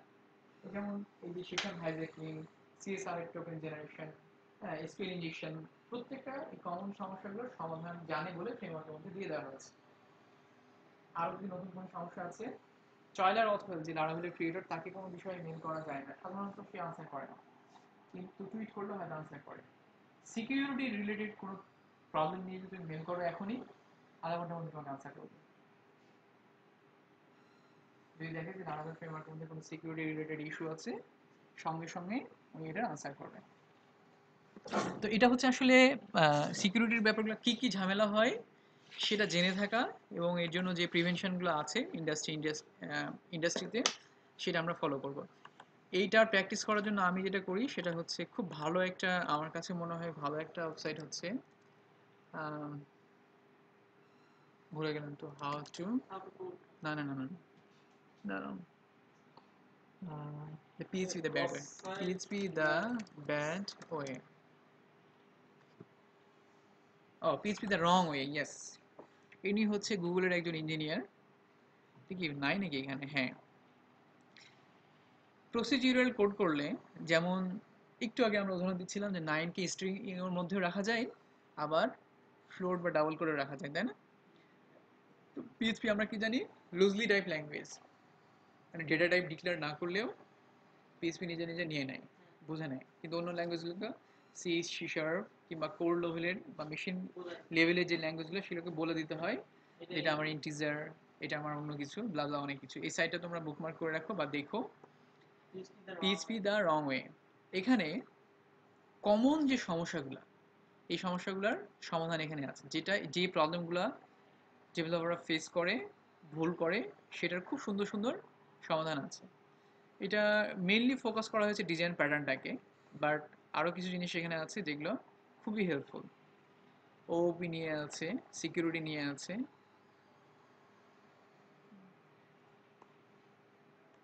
মানে পড়তেই হবে এমন কোনো কথা না, কিন্তু অবসর সময়ে একটু একটু করে দেখলে দেখা যাচ্ছে কমন প্র্যাকটিসগুলো জানা যাবে। আসলে ল্যাঙ্গুয়েজ ইটসেলফ কোনো কোনো ল্যাঙ্গুয়েজই লেস সিকিউর না, প্রত্যেকটা ল্যাঙ্গুয়েজই সিকিউরিটি দিয়েই বানানো হয়েছে। চেষ্টা করা হয় প্রত্যেকটা সময় যে সিকিউরিটির ফল্ট আসে সেটাকে রিএনহ্যান্স করার জন্য। সমস্যা হয় আর্কিটেক্টের, যেমন পিএইচপি সঙ্গে কোনো একটা যদি ডেভেলপমেন্ট করা হয়, ডেফিনেটলি কোনো একটা ডাটাবেস থাকবে, আইদার মঙ্গো কিংবা মাইস্কুয়েল। এখন পিএইচপি ইন্ডিয়া আমি সিকিউরিটি দিলাম, মাইস্কুয়েল ইন্ডিয়া নাই, তাহলে কি হবে? আসলে কি ওই সাইটে আসলে কি অ্যাপ্লিকেশনটা সিকিউর হইলো? হলো না। তাহলে আমাদের যদি প্রিভেনশন জানতে হয়, দুইটা সবগুলো জানতে হবে। কোনো ল্যাঙ্গুয়েজে আমি একটু আগে বললাম, শুনতে একটু অবাস্তব মনে হলো, সত্য হচ্ছে নিজেই ল্যাঙ্গুয়েজের যে কোনো একটা প্রবলেম থাকবে ব্যাপারটা এরকম না, ল্যাঙ্গুয়েজে নিজে সেই সিকিউরিটি লেস আছে এরকম না। প্রত্যেকটা ল্যাঙ্গুয়েজে বানানো হয়েছে মোর সিকিউর করে। একটা ল্যাঙ্গুয়েজ থেকে আরেকটা ল্যাঙ্গুয়েজ যখন আসে, সিকিউরিটি ফল্ট বা অন্য কোনো বিষয়গুলো ইনহ্যান্স করার সুযোগ থাকে বলেই তো আসে। সমস্যা কোন জায়গাটা হয়? নিজস্ব কনসেপ্টে। আপনি যেই স্টাইলে কোড করেছেন, যেভাবে আপনি কোডটা লিখছেন, যেভাবে পাবলিককে সার্ভিস দিচ্ছেন, এই সার্ভিসটার মধ্যে কনসেপ্টের মধ্যে সমস্যা থাকে বলেই প্রবলেমগুলো হয়, অন্য কোনো কারণে হয় না। আমাদের গভর্নমেন্ট সাইটগুলো হ্যাক হয়ে যায়, কি হ্যাক করে কোনো ধারণা আছে? পিএসপি হ্যাক হয়ে যায়, গভর্নমেন্টের সাইটগুলো হ্যাক হয় না মাঝে মধ্যে, প্রায়ই হ্যাক হয়। টাইগার বিডি, এই বিডি, সেই বিডি, অনেকে হ্যাক করে। আবার ওই যে কি যেন হ্যাকার 71 নাকি একটা আছে না? হুম। এগুলো আসলে নিজেদেরকে লুকানোর জন্য এরকম নাম দেয়, টাইগার বিডি, হ্যাকার সেন্টার। আসলে তোমার ওরকম একটা সিকিউরিটি এক্সপার্ট। কি হ্যাক হয়েছে শুনছেন কোনোদিন বা দেখছেন কোনোদিন যে হ্যাক গভর্নমেন্টের সাইটে হ্যাক করছে? সেটা কি হ্যাক করে? ওদের ইন্ডেক্স পেজ নাকি এই ধরনের আমরা এর আগে কিন্তু দেখতেছিলাম যে কেউ যখন একটা ডোমেইন ভিজিট করে, লেটস সে domain.com, তখন কি হয়, কোনো একটা পার্টিকুলার ওয়েবসাইট থেকে আসে, পার্টিকুলার ওয়েবসাইটটা কিভাবে বুঝে?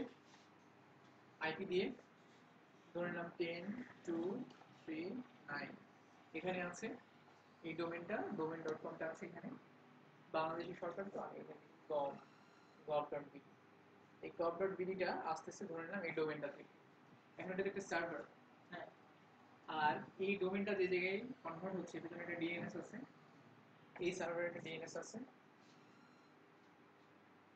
ডিএনএস। আমার লেখা খুবই খারাপ, পড়া হচ্ছে কি? হ্যাঁ বড় সমস্যা। ছোটবেলায় বাবা মা বলতো এখন বাচ্চারা বকে, মানে আর ভাগ্যিস পড়ি, তা নাহলে যদি হাতে যদি লিখতে হয় তাহলে সহজ হতো। মাঝে মধ্যে যখন কোনো সিগনেচার টিগনেচার করতে বলে তখন ভয় ভয় কাঁপি যে আল্লাহ সিগনেচার করতে পারবো ঠিক মতো। আর বাংলা লিখতে দিলে তো খবরই হয়ে যায়, কিন্তু করতেই পারে।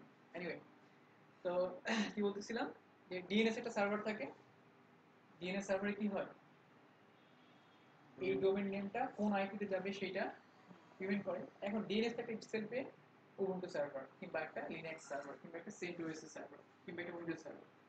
এখন এই উইন্ডোজ সার্ভারে যাওয়ার জন্য আমি জানি একটা ডোমেনকে পিং দিলেই এই আইপিটা আমি পেয়ে যাই। এই ডোমেনে যদি পিং দিই তাহলে রিটার্ন করবে এই আইপিটা। তাহলে ডিএনএস সার্ভার আইপি কত ওটা, কিংবা এটাকে যদি আমি একটা হুইজ দেই, যেমন পৃথিবীর প্রত্যেকটা ডোমেনের একটা ডেটাবেজ আছে, এই ডোমেনের ওনারকে আইক্যান নামে যে প্রতিষ্ঠানটা, সেই প্রতিষ্ঠানটা এটা ম্যানেজ করে। প্রত্যেকটা ডোমেনের ওনারশিপ ডিক্লেয়ার করতে হবে। যদি কেউ ডিক্লেয়ার না করে তাহলে এটা শাস্তিযোগ্য অপরাধ, এই ডোমেনটা তারা থাকবে না। কেউ কেউ এই জিনিসটাকে প্রিভেন্ট করে রাখে, মানে লেটস সে bangladesh.gov.bd ডোমেনটার ওনারকে সেটা হাইড করে রাখা যায়। কিন্তু লিগ্যাল কোনো ইস্যু যখন হবে, কোনো কেস যখন ফাইল হবে, তখন এই ডোমেনের যে রেজিস্ট্রার, লেটস সে কানাডোনি এটা দিতে বাধ্য যে ডোমেনের ওনারকে। তো এটার জন্য একটা ডেটাবেস মেনটেন করা হয়, সেই ডেটাবেসের মধ্যে এটাকে বলা হয় who is server. Who is server একটা ভালো প্রোভাইডার হচ্ছে who.is। এটুকুই, who.is এ গেলে যে কোনো আইডেন্টিফাই করা যায়। হ্যাঁ, এখানে গিয়ে কোনো ডোমেন লিখে দিলে এই ডোমেনের ওনারটি সেটা দেখা দিয়ে দেয়। তো আমরা এখানে স্ল্যাশ দিয়ে যদি আবার লিখি হু ইজ স্ল্যাশ ডোমেনের নেম, লেটস সে আমার ডোমেনটা হচ্ছে zakirul.me। তো এই এতটুকু যদি আমি ব্রাউজারে লিখি, এই ডোমেনের ওনার কি, এই ডোমেনের ডিএনএস সার্ভার কি, এই ডোমেনের হোস্টিং সার্ভার কি, এই ডোমেনের মেল সার্ভার কি, সবকিছু দেখাই দিবে। এবং এটা মানে হাইড করার কিছু নেই। আমি হয়তো হাইড করতে পারবো, বা যে কেউ হয়তো কোনো কোম্পানি হয়তো হাইড করতে পারে, বাট লিগাল ইস্যু যখন চলে আসে তখন এটা ডিসক্লোজ করতেই। যেটা এটা তো কোনো সার্ভার তো এক্সট্রা চার্জ না হাইড করার জন্য। হ্যাঁ ঠিক বলছেন। এই ডোমেনের দাম ধরে নিলাম $12, যদি এটাকে হুইজটাকে হাইড করতে চাই তাহলে এক্সট্রা $3 দিতে হবে। যেমন নেম চিপ, আপনি বললেন না আপনার রেজিস্ট্রিং নেম চিপে কি বলছেন, যাই হোক, কি যেন বলতেছিল, নেম চিপ এই হুইজটাকে হাইড করার জন্য $3 এক্সট্রা নেয় আরো। করে আমার জানা নেই।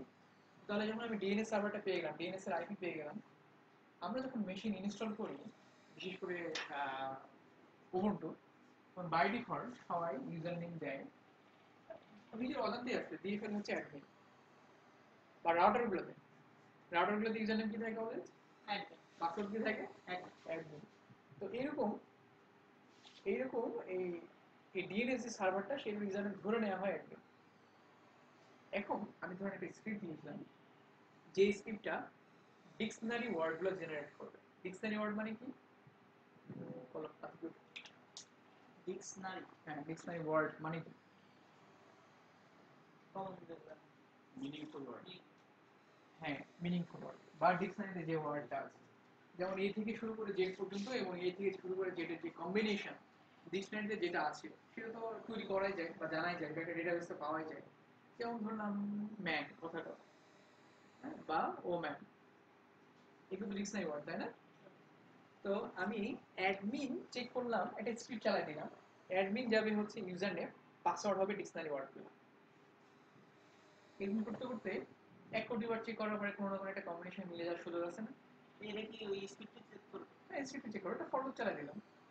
এটা ফর লুপে 1 কোটি বার চলতে কয় সেকেন্ড লাগবে, 3-4 সেকেন্ড, 5 সেকেন্ড, 2 সেকেন্ড, 1 সেকেন্ড। আচ্ছা, তারপরে চেক করলাম কি, যদি হয় তো তাহলে হয়ে গেলাম, সার্ভার অ্যাক্সেস পেয়ে গেলাম। যদি না হয়, আমি কিন্তু হ্যাকিং শিখাচ্ছি, যদি না হয় তাহলে কি করবো, 1 2 3 4 5 6, এর কম্বিনেশন না কম্বিনেশন না, এই পাসওয়ার্ড ডিরেক্টলি দিতে। অ্যাডমিন হচ্ছে ইউজার নেম, পাসওয়ার্ড হচ্ছে এটা। আমরা যখন মেশিন ইনস্টল করি তখন করি না, আমি তো নিজেই মেশিন ইনস্টল করি তখন 1 2 3 4 5 6 দিয়ে রাখলাম, বোঝার জন্য। নিজের মনে হ্যাঁ নিজের মনে রাখার জন্য, নাহলে নিজেই ভুলে যাবে কি আছে। সবাই অলমোস্ট এরকমই করে। তো এরকম কমন কিছু প্র্যাকটিস আছে যে প্র্যাকটিসগুলো পাসওয়ার্ডের জন্য দেই আমরা। ধরে নাও অ্যাডমিন ইউজার নেম কিংবা নিজের নাম, মেশিন ইনস্টল করার জন্য আমরা সবাই নিজের নাম দিই। মিথুন হচ্ছে ইউজার নেম, পাসওয়ার্ড হয়তো এগুলো। এই কমন স্টেপ জানানো কি খুব কঠিন? প্রথমে ডিকশনারি ওয়ার্ড, তারপরে 1 2 3 4 কম্বিনেশন, তারপরে নেমের সঙ্গে এটার combination.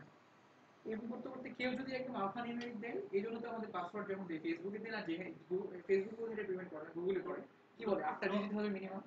Lower case, upper case. হ্যাঁ, একটা লোয়ার কেস, একটা আপার কেস, একটা সংখ্যা, একটা স্পেশাল ক্যারেক্টার, এই কম্বিনেশন থাকতে হবে। এই কম্বিনেশন তৈরি করা কিন্তু ভয়ানক কঠিন। এটা কিভাবে তৈরি করা হয়েছে দেখেন, যদি এটা 8টা ডিজিট দেই, ধরে নিলাম যেখানে 8টা ডিজিট আছে, একটা স্ক্রিপ্ট, যে স্ক্রিপ্টটা দিয়ে আপনি 2 কোটি বার একটা লুপ চালাবেন ডিকশনারি ওয়ার্ড বের করার জন্য 1 সেকেন্ড 2 সেকেন্ড সময় লাগবে, ধরে নিলাম 1 সেকেন্ড সময় লাগবে। এই কম্বিনেশনে যতগুলো ওয়ার্ড হবে, এই কম্বিনেশনের যতগুলো ওয়ার্ড হবে, সেটা যদি কোনো স্ক্রিপ্ট দিয়ে বের করতে চান, একটা সুপার কম্পিউটারে কতদিন সময় লাগতে পারে? একটা মানুষ বলছে কতদিন অন অ্যাভারেজ? আমাদের এখন গড়াই হচ্ছে 63 দশমিক কত জানো? 63 হ্যাঁ, বাড়ছে না? হ্যাঁ 63 তো বাড়ার পরে তো 63। আমেরিকা, জাপানে হয়তো 80 81। এটা গবেষণা করে দেখা গেছে 8টা ক্যারেক্টারের lower case, upper case, special character এবং ডিজিট, এই কম্বিনেশনে যতগুলো কম্বিনেশন সম্ভব সেটা বের করতে একটা সুপার কম্পিউটার, নট আমাদের কম্পিউটার, একটা সুপার কম্পিউটারের 100 বছর সময় লাগবে। 100 বছর। তাহলে একটা হ্যাকার, সে যদি এই কম্বিনেশন বের করতে চায়, কোনো একটা লুপ চালায় দেয়, ওর জীবন দশা সম্ভব না। এই জন্য 8টা ক্যারেক্টার বলা হয়, এবং এই জন্যই বলা হয় আপার কেস, লোয়ার কেস, ব্লা ব্লা ব্লা, অনেক কিছু। তো এই স্ট্যান্ডার্ডটা ফলো না করে কেউ যদি অ্যাডমিন দেয় এবং ম্যান ট্যান এই যে এরকম ডিকশনারি ওয়ার্ড দিয়ে পাসওয়ার্ড দিয়ে রাখে, একটা তো বেশি সমাধান। তাহলে বাংলাদেশে এই সিস্টেম করতে হবে। হ্যাঁ, অবশ্যই সিস্টেম করতে হবে। এটা হচ্ছে একটা ওয়ে, ঠিক আছে? আরো থাউজেন্ডস অফ ওয়ে আছে যেগুলো আমরা জানি না। এটা হচ্ছে কমন প্র্যাকটিস। পাসওয়ার্ড আমরা যেখানেই দেই না কেন, এই কম্বিনেশন দিতে হবে। একটা ভালো পাসওয়ার্ড দেওয়ার একটা ভালো সিস্টেম শিখা দিচ্ছে আমাদেরকে বিল গেটস। গ্রামের বাড়ি কোথায় আপনার? আপনার গ্রামের বাড়ি, আপনার গ্রামের বাড়ির একটা প্রবাদ বাক্য বলেন, যেমন আমরা বলি না যে এই নাচতে না জানলে উঠান বাঁকা, আপনাদের এলাকার একটা কিছু বলেন। কুইক।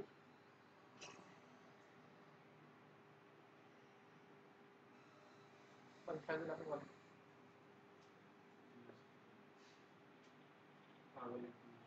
পাগলে কিনা বলে ছাগলে কিনা খায়। তো বিল গেটস বলছিল প্রত্যেকটা এলাকার একটা স্পেশাল ধরনের কিছু কম্বিনেশন প্রবাদ বাক্য আছে। পাসওয়ার্ড বানানোর সময় আমি ওইভাবে দিই, ওইভাবে যদি বানাই, যেমন পাগলে কিনা বলে ছাগলে কিনা খায়। প্রত্যেকটা, এটা মানে পাগল, এটা মানে কিনা বলে, ছাগলে কিনা খায়, প্রত্যেকটা ইয়া প্রবাদ বাক্যের প্রথম ক্যারেক্টারটা আমি এখানে দিলাম, শেষ ক্যারেক্টারটা দিতে পারে। তো এটা দিলে কি মনে রাখা সহজ না? পাসওয়ার্ড কি দিলাম সেটা মনে রাখা সহজ, সঙ্গে আপনি কমন কিছু একটা দিতে পারেন, তখন আপনি 1 2 3 দেন, কোনো সমস্যা নেই। সঙ্গে একটা আরেকটা স্পেশাল ক্যারেক্টার দিয়ে দেন। এখন ম্যাক্সিমাম যে মোবাইল নাম্বার এই যে আরেকটা common, easy to guess. Easy to guess. তো আমরা যদি কমন একটা প্র্যাকটিস ফলো করি, তাহলে কি আমরা হ্যাক হওয়া থেকে বিরত থাকবো। বাংলাদেশের গভর্নমেন্টের যে আগের যে ওয়েবসাইটগুলো ছিল, সবাই কমন এই ভুলটাই করতো। ইউজার নাম হচ্ছে অ্যাডমিন, আর পাসওয়ার্ড হচ্ছে যে ডেভেলপার করছে তার নাম কিংবা তার মোবাইল নাম্বার। তো উঠি, আজকে নামাজে যেতে হবে। পিএইচপি তে রাইট ওয়ে আপনারা চেক করবেন অবশ্যই, পড়াশোনা করেন, স্টাডি গাইডটা অনেক কাজের, স্টাডি গাইডটা না পড়াশোনা করেন। আর আসলে ক্লাসে ভালো লাগে তখনই, বা আপনারা সবচেয়ে বেশি শিখবেন তখনই যখন আপনারা কোশ্চেন করবেন, ভাই এটা শিখি নাই, এটা সম্বন্ধে একটু বলেন, তাহলে জানতে পারবো। সিকিউরিটিতে জিনিস আছে, হ্যাশিং অ্যালগরিদম, এগুলো তাহলে আনএক্সপেক্টেড সিনট্যাক্স এরর। ওয়ার্নিং মানে হলো কোড ঠিক আছে, আপনাকে বলে দিলাম যে কোডটা ঠিক আছে, বাট নেক্সট টাইম এটা মানবো না। যেমন ইউজুয়ালি দেওয়া হয় যেগুলো ডেপ্রিকেশন হয়ে যায়, ডেপ্রিকেটেড হয়ে যায়। ডেপ্রিকেটেড মানে কি আতিকুল? শব্দটার মানে কি? বাকি আপনি কি ইংলিশ চর্চা করেন না করেন না? বুঝলি কিন্তু বলতে পারি না। এক্স্যাক্ট প্রোগ্রামিং অবশ্যই তো শিখবই, ইংরেজি কিন্তু খরচ, নাহলে কিন্তু প্রোগ্রামিং কোনো দাম নেই। কারণ ভালো ভালো আর্টিকেল বা বেস্ট আর্টিকেলগুলো কোথায় আছে? ইংলিশে আছে। সেটা ভিডিও হোক বা অডিও হোক বা কন্টেন্টই হোক, সেটা কিন্তু ইংরেজিতে আছে। তো আমাদের ইংরেজি শেখার কোনো বিকল্প না। এবং ইংলিশ শেখার একটা ভালো ওয়ে আমি যেভাবে শিখেছি, খুবই ইফেক্টিভ, অনেকেই এটা সাজেস্ট করে, সেটা হচ্ছে একটা গান কিংবা মুভি, ইংলিশ মুভি প্রথমে হচ্ছে সাবটাইটেল দিয়ে দেখবো 15 মিনিট। 15 মিনিট সাবটাইটেল দেখার পরে 15 মিনিট আমি কিছু আননোন ওয়ার্ড পাবো। যে আননোন ওয়ার্ডগুলো পেয়েছি সেই আননোন ওয়ার্ডগুলো আমি জেনে নিবো এটার মানে কি। মুভি দেখতে দেখতে পজ করলাম, পজ করে জেনে নিলাম যেটার মানে কি। 15 মিনিট দেখার পরে আবার 15 মিনিট, যে মুভিটা আমার ভালো লাগে, যেটা দেখলে আমার মানে আমি মজা পাই এবং ডায়লগ নির্ভর, নট অ্যাকশন ট্যাকশন বানানো নির্ভর, ডায়লগ নির্ভর মুভিগুলো প্রথমে একবার আমি দেখলাম, যেগুলো এমনিতে দেখলাম, তারপরে যেগুলো আননোন ওয়ার্ড যেগুলো ছিল সেগুলো লিখে নিই, সেটার মানে জেনে তারপরে আবার দেখলাম। এইভাবে একটা মুভি 15 মিনিটের ক্লিপ যদি 15 বার 10 বার দেখেন, দৈনিক আর আননোন ওয়ার্ড থাকবে এবং যে ওয়ার্ডটার সঙ্গে আপনি পরিচিত সেই ওয়ার্ডটা যখন কি উচ্চারণ করবে আপনি বুঝতে পারবেন কি বলবো। ওইভাবে উচ্চারণ করতে হবে, প্রনাউন্সিয়েশনও শিখে জানা তো একটা অ্যাকসেন্ট ডিফারেন্ট হইলো তুমি বুঝালা। হ্যাঁ, কিন্তু ভাই কমন কমন মুভি এগুলো বাংলা সাবটাইটেল পাওয়া যায়। বাংলা সাবটাইটেল মুভি দেখো নাকি? হ্যাঁ, তাহলে তুমি গেছো, আর তোমার দেওয়া নিতে হবে না। বাংলা সাবটাইটেল মুভি দেখার মজা নেওয়ার জন্য দেখা যেতেই পারে, এটা ভুল কিছু না, কিন্তু শেখার জন্য এটা খুবই খারাপ। আফসোস করবা কোনো একটা সময় গিয়ে, যেমন আমরা এখন হিন্দি জানি না মোটামুটি, জানেন তো নাকি? জানি না। জানো হিন্দি? টুকটাক থোড়া থোড়া। থোড়া থোড়া হিন্দি। হিন্দি অলমোস্ট বাংলাদেশে সবাই জানে। বাংলাদেশে কেন, নেপাল, ভুটান, মায়ানমার, আফগানিস্তান, হ্যাঁ, থাইল্যান্ড, এদিকে মালয়েশিয়া, সবাই হিন্দি জানে। হ্যাঁ, কারণ কি? হিন্দি মুভি আসলে দেখো এটা দোষের কিছু না, এটা হতেই পারে, ইংরেজি আমরা সবাই জানি না, সেটা দোষের কিছু না। আমি বলতে চাচ্ছি যে বাচ্চারা এখন ওই যে ডোরিমন দেখে, তাই না? বাংলা ডোরিমন দেখে, হিন্দি ডোরিমন দেখে, দেখো কিছু করার নাই, প্রিভেন্ট করা যায় না, দেখতে পারলে ভালো। কিন্তু তারপরেও যদি তাকে হিন্দি না দেখে ইংরেজিতে দেখানো যায়, হিন্দিটা একটু বেশি আত্মস্থ হবে। তো আমরা বাংলা সাবটাইটেল মুভি না দেখে, সবাই তো শেখে, সিস্টেমেটিক ওয়েতে শিখলে ভালো করে শেখা হবে, দ্রুত শেখা হবে। তুমি এই কাজটা করে দেখো, নিজের ইমপ্রুভমেন্টটা 6 মাসের মধ্যে টের পাবো যে নিজে আসলে কতটুকু শিখছি। আমার বাসায় আমি বলেছি কিনা আপনাদের কখনো, পারলে আপনারাও হবেন কোচ শার্প। কোচ মানে হচ্ছে যে ওই যে বাসায় যে রিয়েল টার্ম হচ্ছে কাউচ, মানে বাসায় যে সোফা থাকে না, হ্যাঁ, সেই সোফাটাকে বলা হয় কাউচ। COUCH। শার্প মানে কি? শার্প করা, অন্যকে দেয়া। SURF.net। কাউচ শার্প, এটা একটা অর্গানাইজেশনের নাম, পাবলিকের নাম। আমি যদি এখান থেকে আমেরিকা যাই, তো কাউচ শার্পে কাউকে বলবো যে আমি তো আসছি আমেরিকায়, তুমি কি আমার সঙ্গে দেখা করবা কিনা?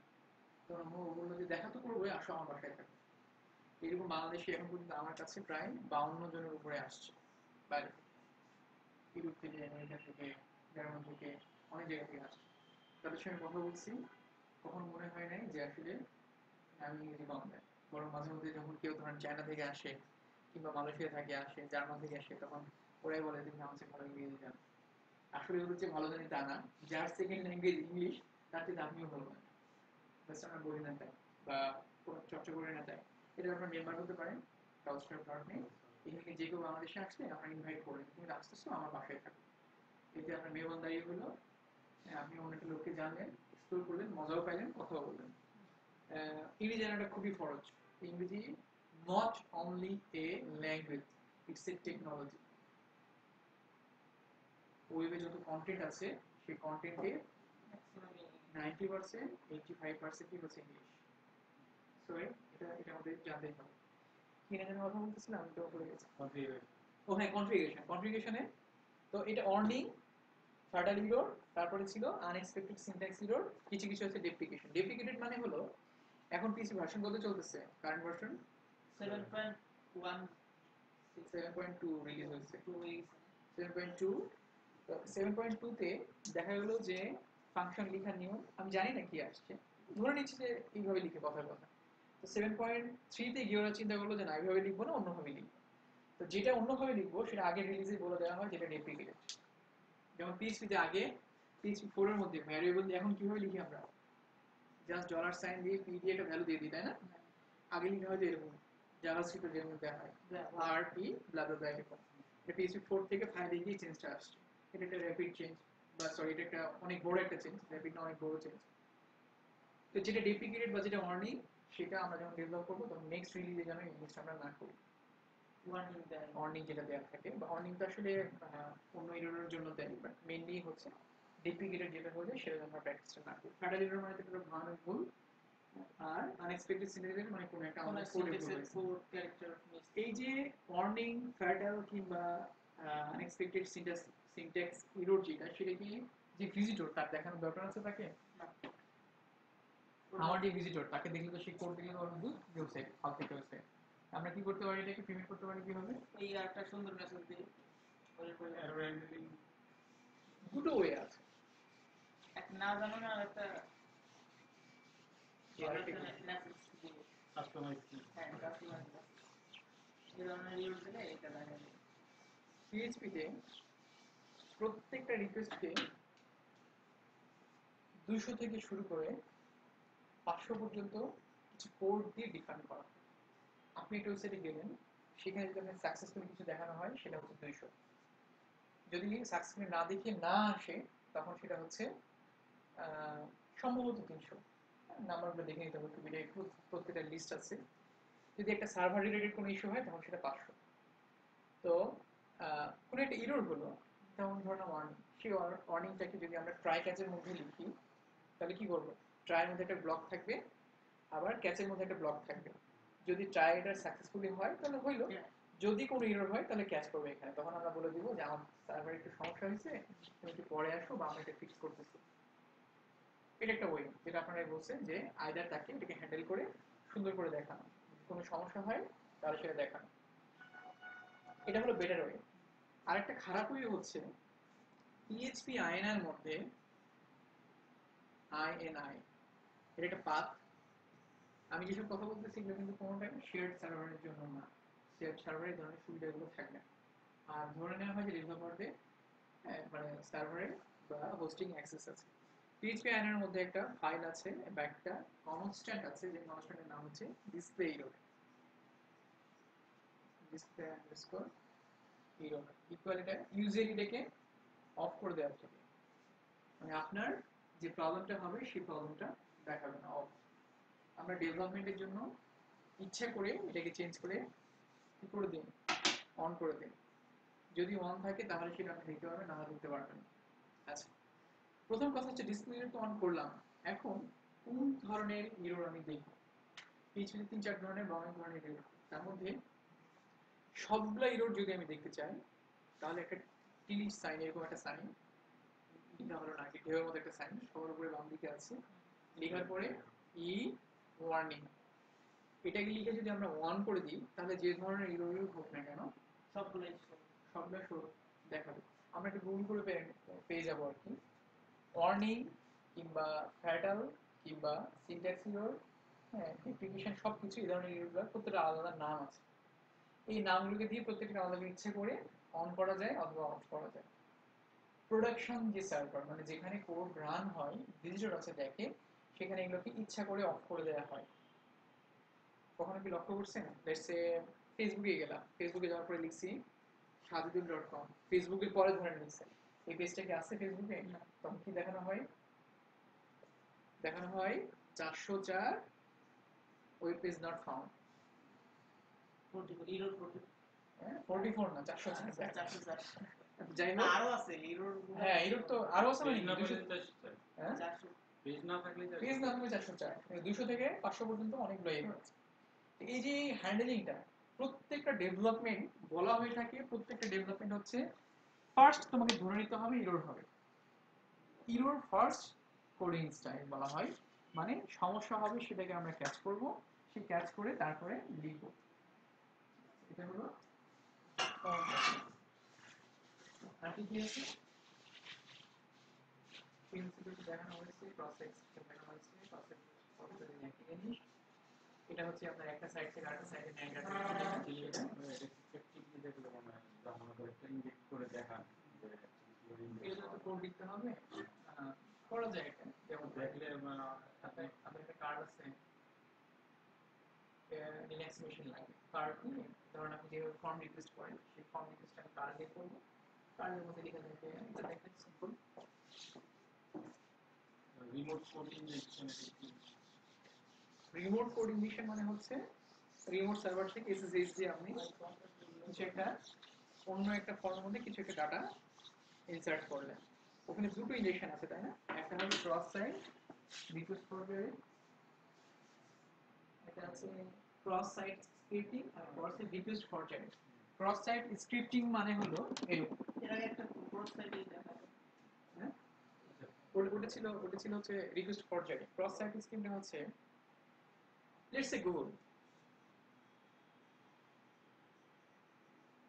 আমি একটা কোড লিখলাম যে কোডটা হচ্ছে জাস্ট যেকোনো পিএইচপিতে রান হবে বা একটা সার্ভার এন্ডে রান হবে। কার হচ্ছে একটা ফর্ম পোস্ট করার মেথড, এটা একটা টুল। আসল নেম হচ্ছে সি ইউআরএল। কার হচ্ছে একটা টুল যে কার দিয়ে লেখা হয় অনেকটা এরকম, কার আইএনআইটি, এটা মানে টোটাল একটা কোড আর কি। তারপরে এটাকে ধরেন একটা কিছুর মধ্যে আমি রাখলাম, ধরে নিলাম এটা হচ্ছে অন্য সাইডের এপিআই ইউজ করে। হ্যাঁ এক্স্যাক্টলি অন্য থেকে এপিআই ইউজ করার জন্য ধরে নিলাম আমরা রেখেছি হচ্ছে আর এর মধ্যে সিইউআরএল। তারপরে এখানে একটা পোস্ট মেথডে কোন মেথডে যাবে সেটাও বলে দেওয়া হয়, পোস্ট মেথডে যাবে কোথায়, এখানে ধরেন একটা ইউআরএল দিলাম আমরা। তারপর এখানে অনেক কনফিগারেশন থাকতে পারে, যেমন আমি চাইলে কার্ড দিয়ে হেডারে কি সেট হবে সেটা বলে দিতে পারি। আমরা যখন কোনো রিকোয়েস্ট পাঠাই তখন হেডারের মধ্যে ধরে নিলাম, বলে দিলাম যেটা এনক্রিপ্টেড অবস্থায় যাবে। তারপরে ধরে নিলাম যে এক্সট্রা কোনো একটা মেটা ডাটা যাবে, মেটা ডাটা ধরে নিলাম যে এসইও করার জন্য যে মেটা ডাটা পাঠানো হয় সেটা ধরে নিলাম যে একটা ডেসক্রিপশন দিলাম। সবকিছু করার পরে এই আরটাকে আমি এখান থেকে সাবমিট করলাম। এই সাবমিট করার ফলে কোথায় যাবে, এই ইউআরএলটা যাবে। এই ইউআরএলটা কি, গুগল। তাহলে আমরা গুগলে কিন্তু সার্চ করি তাই না, গুগলে গিয়ে লিখি যে বেস্ট কোডিং স্টাইল, এই কোডিং স্টাইলটা আমি লিখতেছি সেটা করলে যা হবে, এখানে ধরেন একটা ধরেন এখানে দিলাম হচ্ছে সিইউআরএল, তারপরে হচ্ছে কন্টেন্ট, লেটস সে কন্টেন্ট কিংবা সাবমিটে কোনো একটা ভ্যালু কন্টেন্ট, এই কন্টেন্টের মধ্যে লিখলাম হাউ টু কোড, এই কার্ড রিকোয়েস্টটা করা আর গুগলের মধ্যে গিয়ে কিছু একটা লিখে একই কথা। এত কিছু করার পরে হ্যাঁ এটা হচ্ছে আমার সাইড থেকে আমি এটা এটা এটা কিন্তু আমি যেটা লিখছি কিন্তু স্ট্যান্ডার্ড না, বা এটা আমি মানে জাস্ট ব্যাপারটা বোঝাচ্ছি। হ্যাঁ এখানে আরো অনেক কিছু আছে। এই রিকোয়েস্টটা করলে আলটিমেটলি গুগলেই যাবে এবং আমি যে ডাটাটা এখানে দিয়েছিলাম সেই ডাটাটা নিয়ে যাবে। তো ক্রস সাইট স্ক্রিপ্টিং যেটা হলো, বা কি ছিল ওখানে ফার্স্টে কি ছিল, ক্রস সাইট স্ক্রিপ্টিং আর একটা ক্রস সাইট রিকোয়েস্ট করব। হ্যাঁ আমি কোনো একটা সাইট থেকে ডাটা এটা আমি পাঠাচ্ছি, আমি এটা নিতেও পারি, মেথডটা যদি পোস্ট না করে গেট করে দিই তাহলে ডাটা নিতেও পারি। যাবে হচ্ছে গেট মেথডে, কোথায় যাবে, গুগলে যাবে, গুগলে গিয়ে কন্টেন্টটাকে এডিট করবে, গুগলে কন্টেন্টটা নিবে। কিংবা শুরু হয় কপি স্ক্রিপ্ট, নাম শুনেছি আমরা কখনো? আচ্ছা ওয়ার্ডপ্রেসে তো অনেকে ব্লগ টক করে টেকনিক্যাল আর্টিকেল, এই টেকনিক্যাল আর্টিকেলটা লিখে সে অনেক আর্ন টার্ন করে, তো সেটা আপনি নিয়ে আপনার সাইটে দিয়ে দিলেন, এটা একটা সমস্যা না? তো এই জন্য কপি স্ক্রিপ্ট নামে একটা টুল আছে, যে টুলটা দেখে সারাটা পৃথিবীর মধ্যে দুইটা কন্টেন্টের মধ্যে কতটুকু সিমিলারিটি আছে, কোন কন্টেন্টটা কোথা থেকে চুজ করা সেটাকে বলা হয় ওদের ইন্টেলিজেন্স। তো এরকম অনেক ভালো ভালো সাইটে ধরে নিলাম ম্যাসেবল কিংবা লাইফ হ্যাকার থেকে আমি একটা ডাটা নিয়ে এসে এভাবে কার্ড দিয়ে রিড করলাম, এটা কিন্তু অনেক জায়গায় মানে করা যায়, ইচ্ছা করে দেওয়া আছে। কিছু দেখা যায় যে গুগলে সার্চ দিতে দেখা যাচ্ছে যে স্ক্রিপ্টিং হয়েছে আর একটা সাইটে দেখা যাচ্ছে সার্চ, ওই ডাটাগুলো পাই কি হবে আমি বুঝি না এটা। সার্চ দিচ্ছে গুগলে, দেখা যাচ্ছে একটা পেজ উল্টো সেরে চেঞ্জ হয়ে সেরে দেখা গেলো যে সার্চে দেখাচ্ছে, কিন্তু ওইটা মনে করেন গুগলের সার্চ ইঞ্জিন না, আমার উল্টা পাল্টা নাম। গুগলের এপিআই আছে, নিজস্ব এপিআই আছে, দুইভাবে অনেকভাবে করা যায়। বাংলাদেশে তাপস নামে একটা ছেলে আছে যে এখন আইবিএমে জব করে, ও যখন ছোট ছিল, বয়স যখন বাংলাদেশের সর্বকনিষ্ঠ, ওই সময়কার সর্বকনিষ্ঠ জেন সার্টিফাইড ছিল। ওর মা ছিল মিতানু, অভিনেত্রী, আত্মহত্যা করে মারা গেছে, জেনে থাকবেন। তো ওনার সন্তান, এখন সে অনেক জিনিয়াস, কিন্তু ওই সময় সে কি করছে, একটা সংবাদ সম্মেলন করছে, করার পরে ফিলিংস পেন গুগলের চেয়ে ফাস্টার, গুগলের চেয়ে ভার্সাটাইল একটা ইউনিক সার্চ ইঞ্জিন বানাইছে। খুবই ভালো কথা। একদম মানুষ এটা হুলস্থুল পড়ে গেল, প্রেস কনফারেন্স হলো, প্রেস ক্লাবে গিয়ে সব মিডিয়া ওখানে গেছে, যাওয়ার পর দেখা গেল কি সে একটা ইঞ্জিন বানাচ্ছে, it's true, but back in day ও যে সার্চটা করে গুগল দিয়ে নিয়ে আসে, উইকিপিডিয়া দিয়ে নিয়ে আসে। তো এরকম 20টা পপুলার সাব ইঞ্জিনের ডাটা নিয়ে এসে সে এক জায়গায় দেখায় যে সে এটাকে প্রচার করতেছিল যে এটা আমি একটা সার্চ ইঞ্জিন বানাইছি। তা আসলে 14 বছরের একটা ছেলে যেটা করছে এটাও অনেক, এটাও অ্যাপ্রিসিয়েট করার মতো, বাট এটাকে অপব্যাখ্যা করা হয়েছে। যার পরে অনেক সে অনেক বাংলাদেশে ভালো ভালো জায়গায় জব করছে, এখন সে ইন্টার্ন করছে কানাডায়, করার পরে সে IBM এ জব করছে, তখনকার 14 বছরের ছেলে এখন বয়স কত হয়ে গেছে, 24-25 বলাই হটিবার। তো সে কি করতো, এভাবে কাল দিয়ে ডাটা অন্য একটা সাইট থেকে নিয়ে এসে আপনি নিজের সাইটের মধ্যে পোস্ট করে দিলেন। এটাই হচ্ছে ক্রস ক্রস সাইট স্ক্রিপ্টিং, মানে একটা সাইট থেকে আমি ডাটাটা নিয়ে আসলাম আর সাইটে ডাটাটা দিলাম। আপনি এখন কাল দিয়ে করতেছেন না কি দিয়ে করতেছেন, ইট ডাজন্ট ম্যাটার, ম্যাটার হলো কনসেপ্টটা কি, কিন্তু প্রতিটি কিন্তু কনসেপ্ট এক একটা। আপনি কাল দিয়ে নিয়ে আসতেছেন কিংবা এপিআই দিয়ে নিয়ে আসতেছেন কিংবা অন্য কোনো মেথড দিয়ে এক্সএমএল দিয়ে নিয়ে আসতেছেন, হ্যাঁ এটা খুব একটা মেজর ইস্যু। ইস্যু হচ্ছে যে আমি কনসেপ্টটা বুঝতেছি। তো গেট দেওয়া মানে হচ্ছে কারোর কাছ থেকে ডাটা নিয়ে আসলাম, ঠিক ওইভাবে কার্ড দিয়ে এখানে পোস্ট দিয়ে দেওয়া মানে আমি আমার সাইটের মধ্যে রেখে পাঠিয়ে দিলাম। ওকে, এটা এটা এটা যদি গুগল করেন একটু, তাহলে আপনার এটা আরো হয়তো রিয়েল লাইফে সুন্দর একটা এক্সাম্পল পেয়ে যাবেন। ক্লাস কি শুক্রবার নেবেন না আপনার অন্য? আমার ক্লাস সুযোগ নাই ভাইয়া, এই সপ্তাহে একটা দিন ছুটি পাই, তা আপনাদের কাছে এখানে আসি, কারণ কথা দিছিলাম স্যার তো আসলে অনেক লোক টোক দেখাইছিল যে হ্যালো, হ্যাঁ হ্যাঁ না বেরোতেছি, বলো।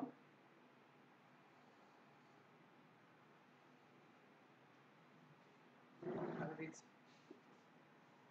ও আচ্ছা ঠিক আছে, হ্যাঁ হ্যাঁ আচ্ছা।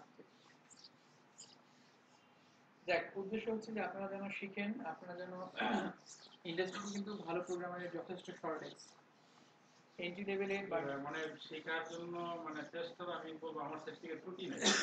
তালা বলে আপনি হচ্ছেন আমাদের আইডিয়া। কারণ হলো আপনি এই বয়সে এসে এখানে শিখেন। মানে চরম আগ্রহ নিয়ে শেখে। প্রোগ্রামিং হচ্ছে একমাত্র জায়গা যেখানে ফার্মগুলোতে জিজ্ঞেস করা হয় না যে আপনি কি কোন ইউনিভার্সিটি থেকে পড়াশোনা করছেন। আপনি আপনার সিভি দিবেন, সিভির চেয়ে বেশি ভ্যালুয়েবল হচ্ছে